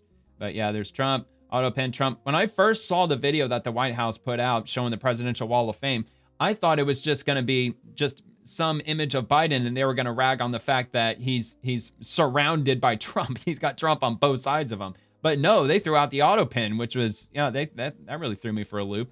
I did not see that coming. Okay. And from Newsmax, President Donald Trump reportedly spoke by phone last week with Venezuelan leader Nicolas Maduro, discussing the possibility of an in-person meeting, even as Washington intensifies military and diplomatic pressure on Caracas. And again, Nicolas Maduro's got a $50 million bounty on him right now, issued by the Department of State. So they want him captured, and they got 50 million reasons to get him captured or for somebody to somehow do it, even though, how possible is that? Dude, that's like practically impossible. Whether if he's legitimate or not, I mean, he's occupying the position of president of a country. And according to the U.S. government, he is the head of the Cartel de los Soles, which who knows how big that cartel is, and probably numbering in the thousands of people. So they've probably got hundreds of millions, if not billions of dollars at their disposal. Cartels, don't they usually work with hard currency, like straight up cash? But all right, so President Donald Trump reportedly spoke by phone last week with Venezuelan leader Nicolas Maduro, discussing the possibility of an in-person meeting, even as Washington intensifies military and diplomatic pressure on Caracas. I know, I'm reading that again. The late-night conversation, which included Secretary of State Marco Rubio, came just before a State Department designation took effect, labeling Maduro the head of a foreign terrorist organization, the Cartel de los Soles, sources told the New York Times. While the two leaders floated the idea of a meeting in the United States, no plans are currently in place. There's no way he's going to travel to the U.S., not with a $50 million bounty on him, or a reward. Maybe bounty is not the right way to put it. The call arrives amid a major U.S. military buildup in the Caribbean. Officials say the deployment is aimed at deterring drug trafficking, but they have also openly talked about Maduro stepping down, even hinting that force remains an option. The United States has already conducted missile strikes on Venezuelan boats accused of smuggling narcotics, and Trump said on Thanksgiving that land-based operations could begin very soon. Maduro has previously sought to ease tensions by offering the United States a stake in Venezuela's oil industry. Yeah, of course they have. But those discussions were cut off after he refused to step aside from power following a 2024 election the U.S. deemed corrupt. As far as my understanding goes, Venezuelan oil is supposedly really dirty, that it has to go through an extensive refining process, which is apparently a lot more expensive than sources of oil elsewhere in the world. Anyway, both the White House and the Venezuelan government declined to comment on the latest call, though two people close to Caracas confirmed to the Times it did occur. The conversation may signal a potential diplomatic off-ramp, but administration officials remain focused on an outcome that leads to Maduro stepping down from office. Well, maybe he will, and maybe part of the terms is that he gets to keep all the money that he's made and whatever those deals might be. I'm sure he's not leaving with nothing. I'm sure he would leave with all kinds of protections provided by the U.S., get to retire into the sunset and just live the life in the lap of luxury forever. Okay, Daily Caller breaking. Trump says he'll issue a full and complete pardon to former Honduran President Juan Orlando Hernandez, convicted of drug trafficking in New York City last year and sentenced to 45 years in prison. Here's his Truth Social post. If Tito Asfora wins for president of Honduras because the United States has so much confidence in him, his policies, and what he will do for the great people of Honduras, we will be very supportive. If he doesn't win, the United States will not be throwing good money after bad because a wrong leader can only bring catastrophic results to a country, no matter which country it is. Tito will be a great president, and the United States will work closely with him in order to ensure the success with all of its potential of Honduras. Additionally, I will be granting a full and complete pardon to former President Juan Orlando Hernandez, who has been, according to many people that I greatly respect, treated very harshly and unfairly. This cannot be allowed to happen, especially now after Tito Asfora wins the election, when Honduras will be on its way to great political and financial success. Vote for Tito Asfora for president, and congratulations to Juan Orlando Hernandez on your upcoming pardon. Thank you for your attention to this matter. Make Honduras great again, President Donald J. Trump. Well, I mean, look, I would say this is an official congratulations to Juan Orlando Hernandez on his pardon. So even if dude loses, I mean, you kind of got to give him the pardon now. If you're already congratulating him on it, I mean, what are you waiting for? Just go ahead and pardon him then if he's unjustly in prison. So from Breaking 911, a woman recently went viral for holding up a window sign during a traffic stop, part of a growing trend of drivers using cards to assert their rights instead of speaking to police. Another thing that's not swamp related. Again, it was a slow day today. Wasn't sure how long this video would go. It has gone long enough, but so far, every episode that I've ever done, I've always gone all the way to the bottom of the list. I've never stopped at any point. I already did all the legwork, getting all this stuff put together, so I might as well just go to the end. And plus, it's Friday, so why not? Well, anyway, let's take a look at this real quick video clip. It says, and by the way, the sign says, "I remain silent, no searches, I want my lawyer, blah, blah, blah." Probably a sovereign citizen. Sovereign citizen. Please put any tickets under windshield wiper. I am not required to sign S3 or section 318.14, open parentheses 2, close parentheses. I'm not required to hand you my license. Thus, I am not opening my window. I will comply with clearly stated lawful orders. From Colorado. Of course, it's Colorado. I think a lot of sovereign citizens live in Colorado, don't they? So the cop's just standing there just filming. I guess so. I mean, look, she might actually just be within her rights of doing so if they just pulled her over for speeding or whatever. I mean, is she unjustified in doing that? I don't think so. If she otherwise didn't do anything wrong. I mean, like, if they give you a lawful order to exit the vehicle, you got to exit the vehicle. So you can't push back against that once they give you one. But if they accuse you of having drugs or anything, you can decline for them to search the car, and then they'll just run a dog around it. So, I mean, there are limitations that officers have. Like, if you're not suspected of committing any crime, you're not required by law to give them your identification. You don't have to. But it is the law to possess identification. You have to have ID, but you don't have to present your ID if you're not suspected of committing any offenses or any crimes. All right, U.S. Army, send it. Watch these soldiers hone their mortar skills at Fort Benning. Take a look at this. That's in Georgia, I think. Boom.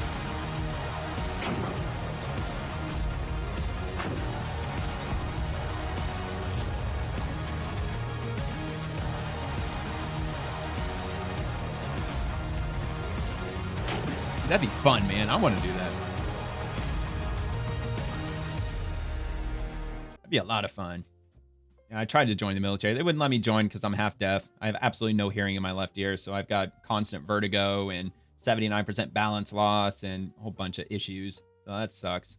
But my family wasn't Army. My grandfather was U.S. Air Force. My dad was Air Force. My brother is Air Force. He's been in the Air Force for, I think, 17 years now.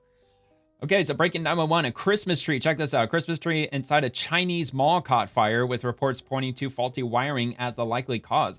This kind of surprises me that there's a Christmas tree there at all. I figured that, Christmas would have been banned in China with the CCP and all that.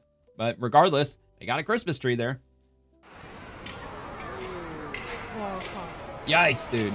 Looks like an outdoor mall, though. Unless that is one hell of a high ceiling.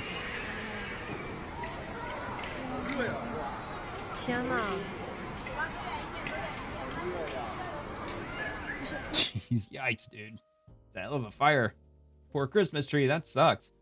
Kelly Loeffler, consumers have renewed confidence this Christmas with holiday retail sales now expected to surpass $1 trillion for the first time ever. Where the hell are y'all getting your money from?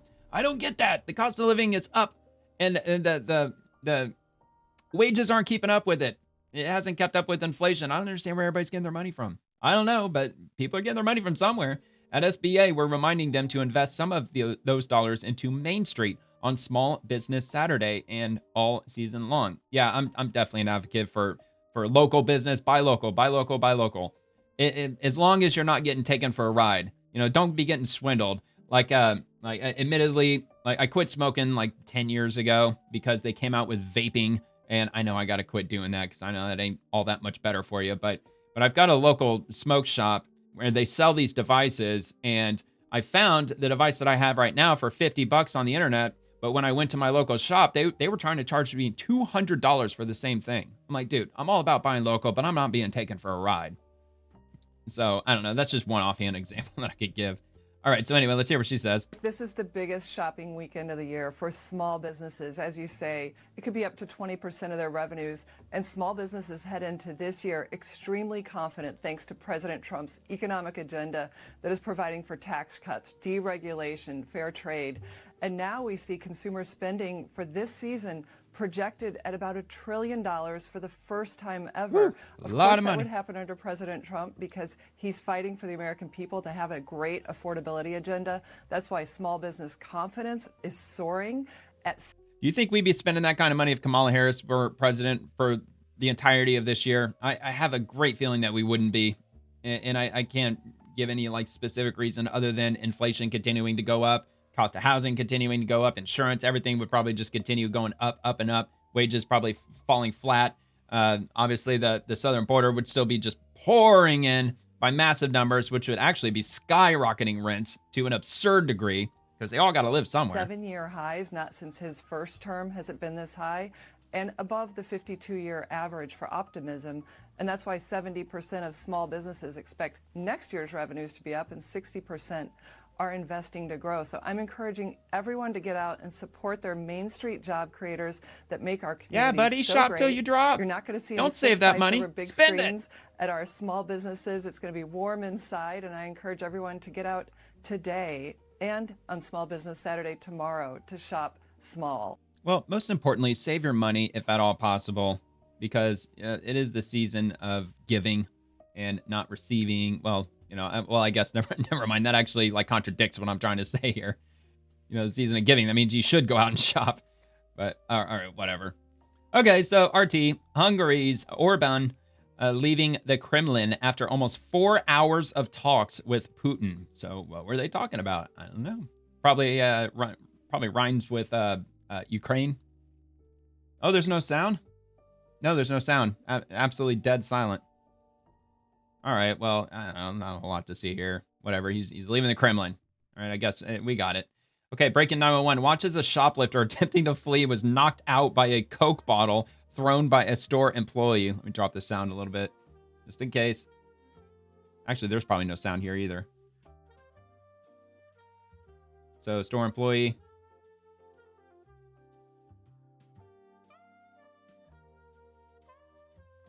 Oh, no, that's the employee.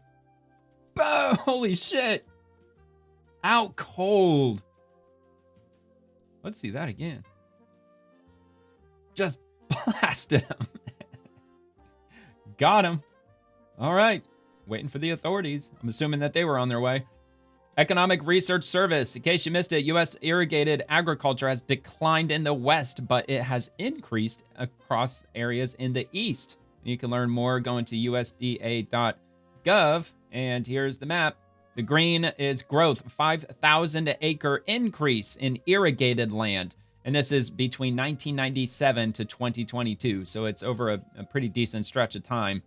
And of course, the state of Florida is not looking good. I think that's mostly impacting our citrus industry because citrus greening broke out in Florida. I think it was in 2005. Maybe it was around 2006. But we had a thriving citrus industry in Florida up to the mid-2000s. Then citrus greening somehow found its way into our state, and it wiped out 90% of our citrus industry. So remember back in the day, like all the oranges you would get from the grocery store, they're all Florida oranges. Everybody thinks that every time you buy an orange from the grocery store, they're all coming from Florida. Not anymore. They're not coming from Florida anymore. They're coming from either California or South Africa or Brazil. And there might be another couple of countries that I'm not thinking of offhand, but those are the main ones. So yeah, parts of Texas in decline, parts of California. Definitely, yeah, it's spotted all over like the Rockies, which I'm not sure how much irrigated land really was out there to begin with. I mean, I figured out in the Rockies, there wasn't a whole lot to irrigate. You know, like the movie There Will Be Blood comes to mind, even though I was like down in California. Really like, you know, like, let's talk about bread. Everybody needs some bread. Mississippi River's doing well. Okay, moving on. New York Post, Starbucks workers, the union, they escalate their strike on Black Friday because of course they did. Because it's Starbucks. You know, they have to be, they always got to be complaining about something. Most of them graduating from colleges with underwater basket weaving classes and gender studies, Maximus. So the Starbucks Workers Union said on Friday it's escalating an indefinite strike to more than 120 stores in 85 cities. Earlier this year, Starbucks closed 500 stores. Fairly recently, maybe 2 months ago at this point. It wasn't that long ago. But yeah, they shut down like 500 different stores that were, quote unquote, performing substandard or what have you. So they're demanding higher pay, yeah, what else is new, and staffing levels at the coffee chain. I'm telling you, it's because I bet most of these baristas are college graduates who have 6 figures worth of debt, and they just want to get paid like $35-40 an hour. That would be my best guess. So the walkout, said to be the longest strike in the history of Starbucks, began on its Red Cup Day on November 13th with 65 stores in more than 40 cities. That's funny that they mentioned Red Cup Day because remember when that boycott happened? It was like 2015 or 2016. It was a while ago at this point. That was the last time that I went into a Starbucks because I actually participated in that boycott because they were trying to get rid of Merry Christmas, replacing it with Happy Holiday. And before, I don't think they had like Jesus on the cups back in the day or anything like that. But anything that was Christmas themed, they stripped off the cups, all the patterns that they used to have on it, and they just replaced it with just a plain red cup. And I just remember the boycott happening, and that was the last time I was in a Starbucks, a long time ago. So let's see, on November 13th, with 65 stores in more than 40 cities, the strike comes on Black Friday, the busiest time of the year for retailers when shoppers hunt for bargains on everything from food and groceries to apparel and appliances. Look, what Starbucks needs to do is just fire them. I mean, I get it that they've got a union. That probably could be a little bit problematic because isn't that what unions are there for? To protect their employment status, among other things. A long-term strike will likely impact public relations over the intermediate time horizon, but in light of market volatility caused by tariffs and other factors, Starbucks would want to make this a short-term affair, said Michael Duff, a professor, of course he's a professor, at the St. Louis University School of Law. Starbucks, which has more than 17,000 coffee houses in the U.S., said 99% of its stores in the country remain open with minimal disruption. And we got a little bit more. Regardless of the union's plans, we do not anticipate any meaningful disruption, a spokesperson for Starbucks said. Striking baristas are demanding their corporate overlords for higher wages, improved working hours, and the resolution of hundreds of unfair labor practice charges for union busting, Reuters reported. Contract talks remain at a standstill despite mediation efforts in February, with both sides trading blame after delegates rejected Starbucks' proposed package in April that guaranteed annual raises of at least 2%. Well, 2% is fair. Actually, that's kind of on the higher end of fair, because a lot of people, they don't get a pay raise that much. Look, myself included, I don't get a 2% raise. I wish I did. I mean, I think it's probably pretty close to it, but I don't think I'm getting that much. But anyway, look, they're not going to get $40 an hour or 50 or 100 or whatever it is that they're demanding. They're not going to get that kind of money, dude. You make coffee, for fuck's sakes. That's what you're doing. You're preparing coffee. I mean, give me a break. It's probably a job that you could probably like go in there with absolutely no experience, probably not working in any food industry establishment ever in your life, and you could probably work your way around the Starbucks kitchen in like, what, 2 days? I'm sure it doesn't take that long to figure out how everything works. But what do I know? I've never worked for Starbucks before, so maybe I'm completely wrong. Maybe you got to get like a friggin' certificate to work at Starbucks now. I don't know. So the law allows management to hire replacements in this kind of strike, so the workers just don't have a lot of leverage. Harry Katz, a professor at the Cornell University School of Industrial and Labor Relations, said. Workers United, which represents over 11,000 baristas and about 550 Starbucks stores, has repeatedly targeted the company's busy holiday season and Red Cup Day. Not surprising. when Starbucks hands out reusable red holiday-themed cups to shoppers for free on coffee purchases. Oh, they're reusable now? Like back when that started, they were just the disposable cups that they were red on. Yeah, I mean, like, why would I know that? Like I said, I haven't been in Starbucks in forever. So moving to NYPD news. One unexpected drop, one expert rescue. When a construction worker fell through a manhole cover, NYPD Special Ops ESU secured the scene, worked with FDNY to safely reach him and get them medical care. I'm actually surprised because the person who's running the NYPD news social media account, I would assume that they would have been relatively woke. I would even say needless to say, but they use the word manhole. That's a no-no word from a progressive leftist point of view. All right, so let's take a look at this. Oh no sound for this either? Come on, man. What's up with all these videos with no sound? Oh, good. Okay, good. I don't want to awkwardly talk through it.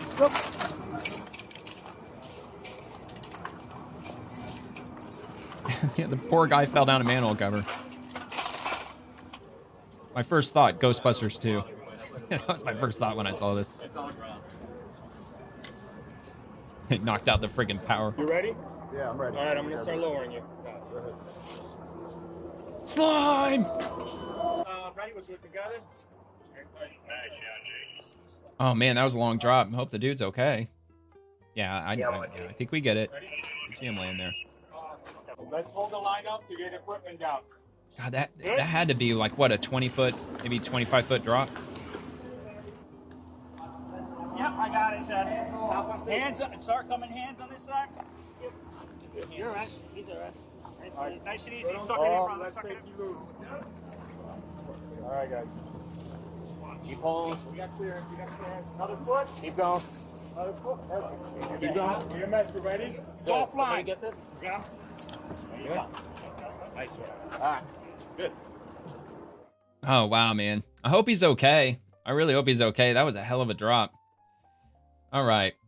Actually, there's only 2 comments. I doubt somebody's going to actually say whether or not if he, let me see, was the first item breathing line? No. Oh, wait, hold on. No, that's not it. Okay. I was kind of hoping for an update, see if they had any, when was this posted? Hold on real quick. Let me just take a look. Today, 12:05 p.m. They might have an update to this. 12:05, overturned vehicle. That's not going to be it.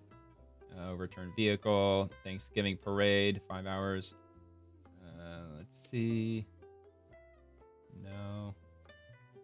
No, they don't. Okay. Well, hopefully he's gonna pull through. Okay. He seemed to be okay. I mean, he wasn't like screaming in pain, so hopefully he didn't like break a vertebrae or something like that. And yeah, hopefully he'll make a good recovery. Okay, New York Post. Check this out. Morgan Freeman reveals his biggest concern about being 90 years old. Did you know Morgan Freeman's 90 years old? Doesn't exactly surprise me. I mean, like dude had he was getting gray, white hair in friggin' Shawshank Redemption, which was like in like 1993 or 94. So I mean, he's been an old man for quite a while. But yeah, dude's already 90 years old. I'm not gonna dig into it. I just wanted to point that out. I just saw that. Kind of unnecessarily surprising that he was already. Oh, wait, hold on. No, hold on. He ain't 90 yet. He's only 88. So, okay, I stand corrected.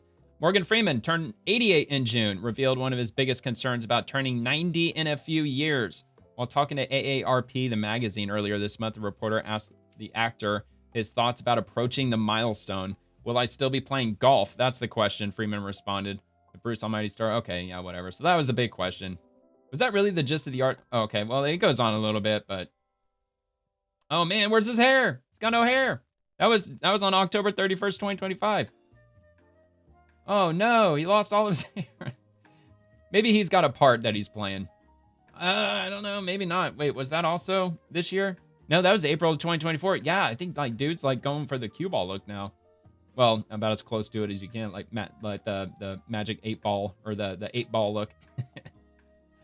All right, Emily Wunderlich. For the first time in a decade, no hurricane struck the United States. What was behind the unusually quiet season? Climate change. Oh my God, if it's climate change. No, but this is interesting, though. This was the first time that the continental United States well, not continental, but like the United States, this is the first year in a decade since the U.S. has not been hit by a hurricane. So the last 9 years, we've gotten a hurricane somewhere in the U.S. every single year. And 2015 was the last year that we went a full year without one, or a full season at least. And this year, we didn't get one. And I'm not even so sure if we even got a tropical storm this year. I don't even think the United States even got a tropical storm. I don't believe we did. I'll have to look that up later. But this is the first time in the state of Florida in 11 years that we did not get a hurricane or a tropical storm. Every year, I'm going all the way back to 2014, we've at least gotten a tropical storm. So that's another interesting statistic with regard to this year. As far as hurricanes go this year, we only had 5 hurricanes. There was one Category 3, one Category 4, and there were 3 Category 5 hurricanes. So I believe they were all major hurricanes this year, which is also an anomaly for that to have happened. And another random fun fact, going from Hurricane Wilma in 2005, going all the way up to Hurricane Hermine in 2016, the state of Florida did not have a single hurricane between those years, between the end of 2005 all the way up until about September of 2016. So we went about 10 years without a single hurricane in the state of Florida. So people got quite used to that. People were moving here, enjoying themselves, that didn't even probably lived here for years without even ever having to even worry about a hurricane, let alone ride one out. And all of that changed right around 2016, man. We started ramping that shit up. I mean, hell, like I had to ride out 2 hurricanes just last year, back to back, within 2 weeks.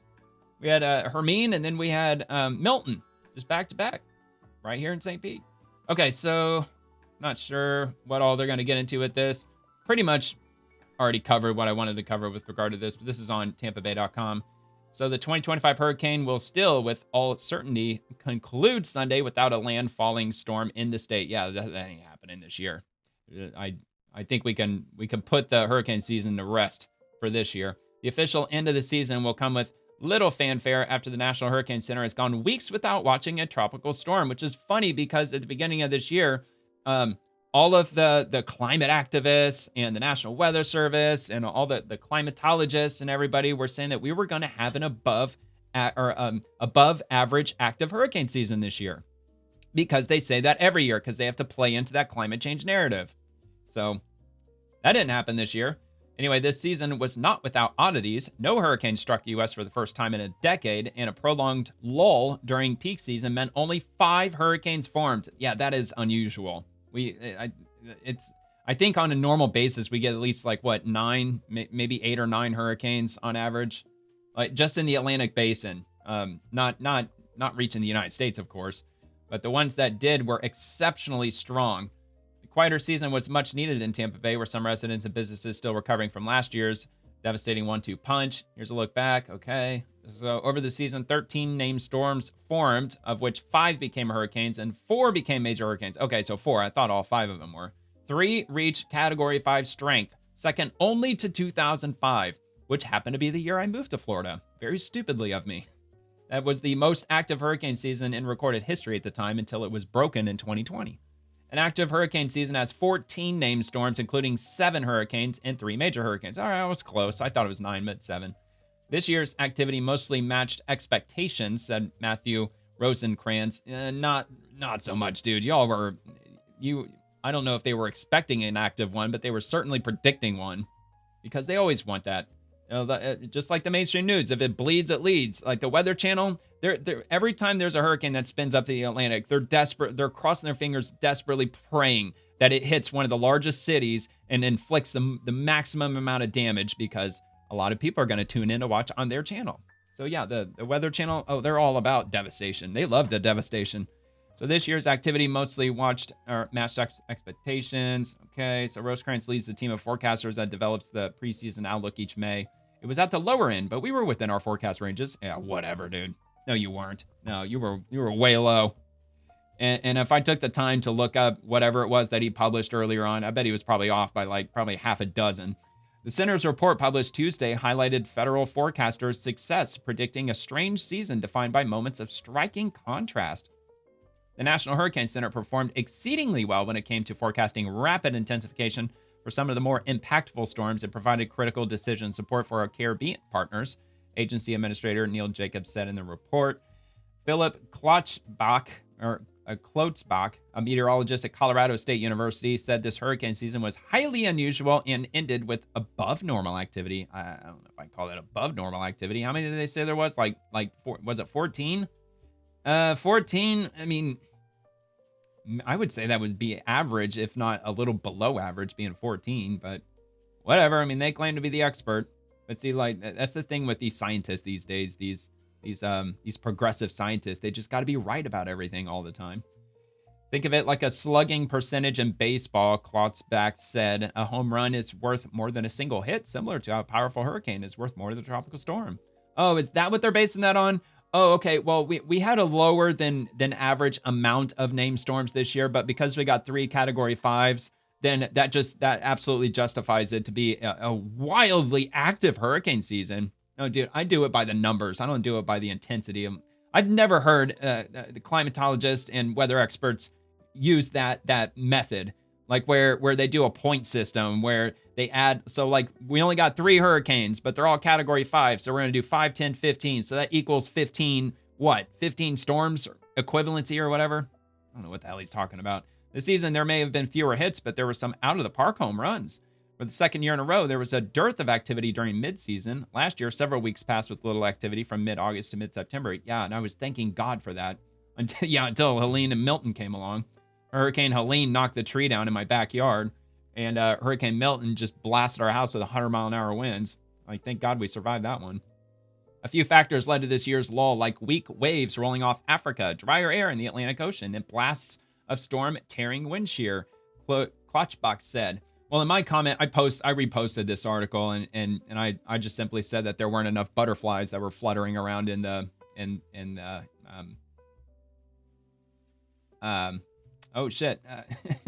Sahara. Why the fuck couldn't I come up with that? Yeah, not enough butterflies were fluttering around in the Sahara Desert. I don't know if you ever seen the butterfly effect. Maybe you would get that. What grabbed most Floridians' attention was the wide swing away from the U.S. coast taken by many storms developing off Africa. That's because atmospheric conditions were much less favorable for hurricane development.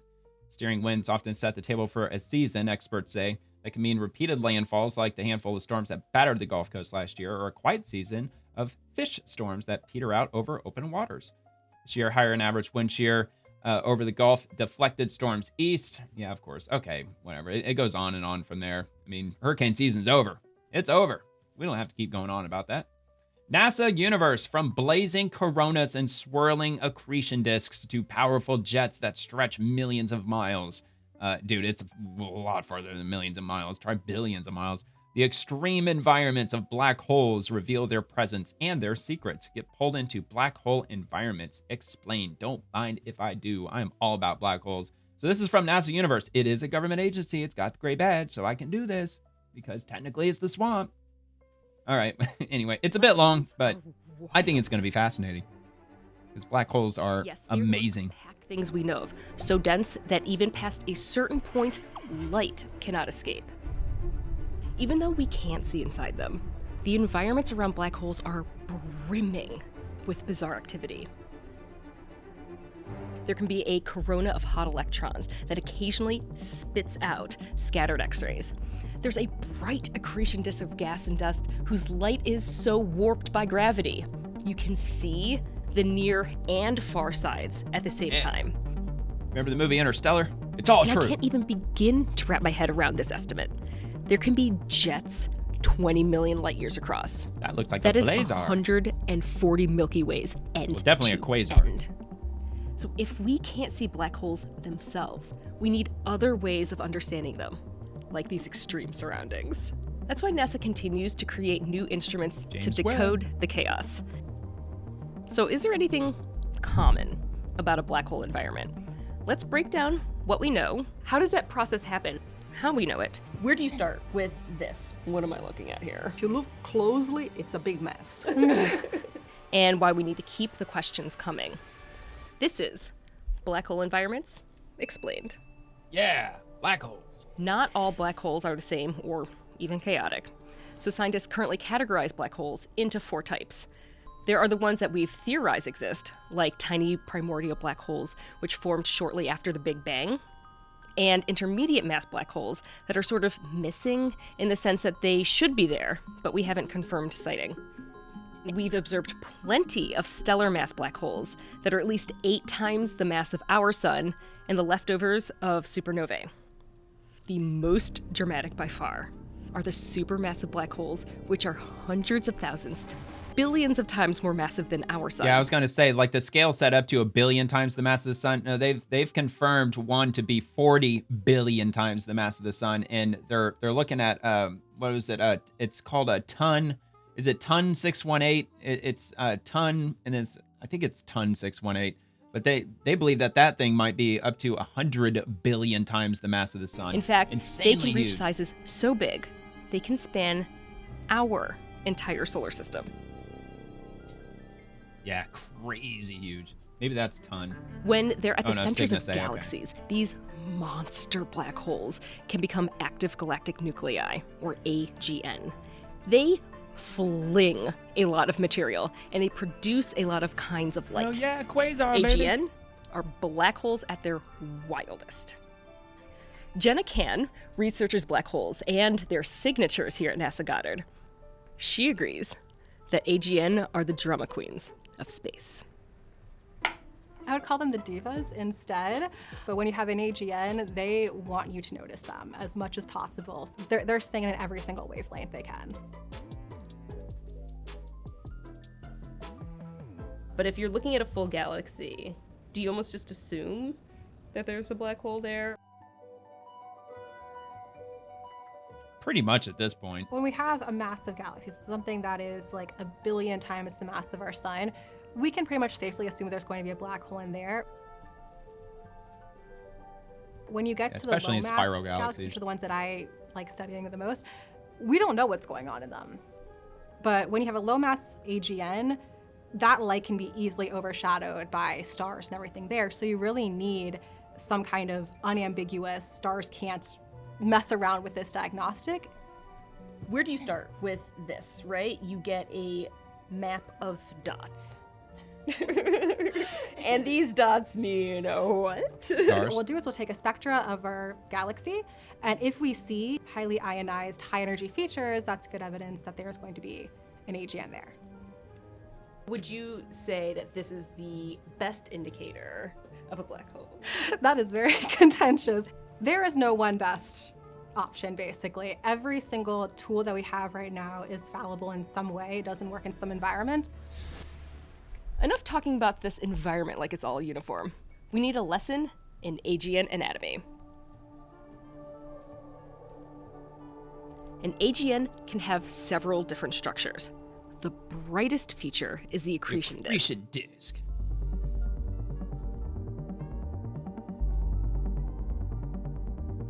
In this Event Horizon Telescope Elliptical radio galaxy. image, we see the accretion disk around a supermassive black hole That's an called actual image, by the way. M87 star. This plane of gas and dust orbits the black hole and heats up through gravitational and frictional forces.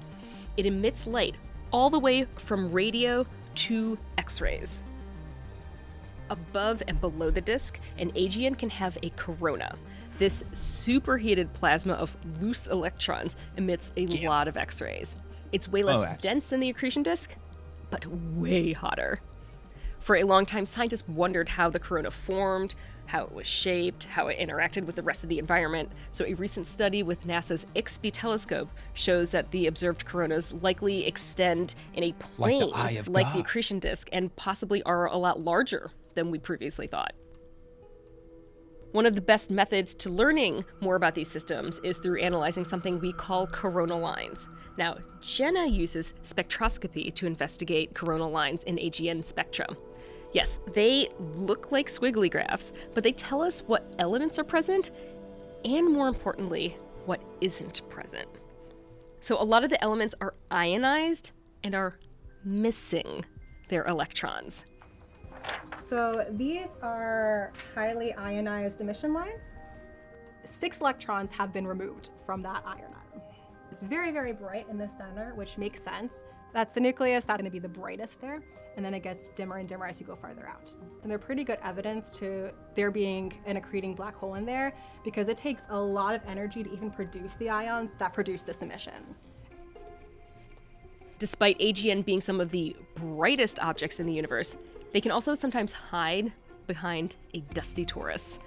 Now, a torus is a thick bagel-shaped structure that is so dense we can't see the AGN unless the bagel's hole is facing one of our telescopes. Or you seek the energetic X-ray signals.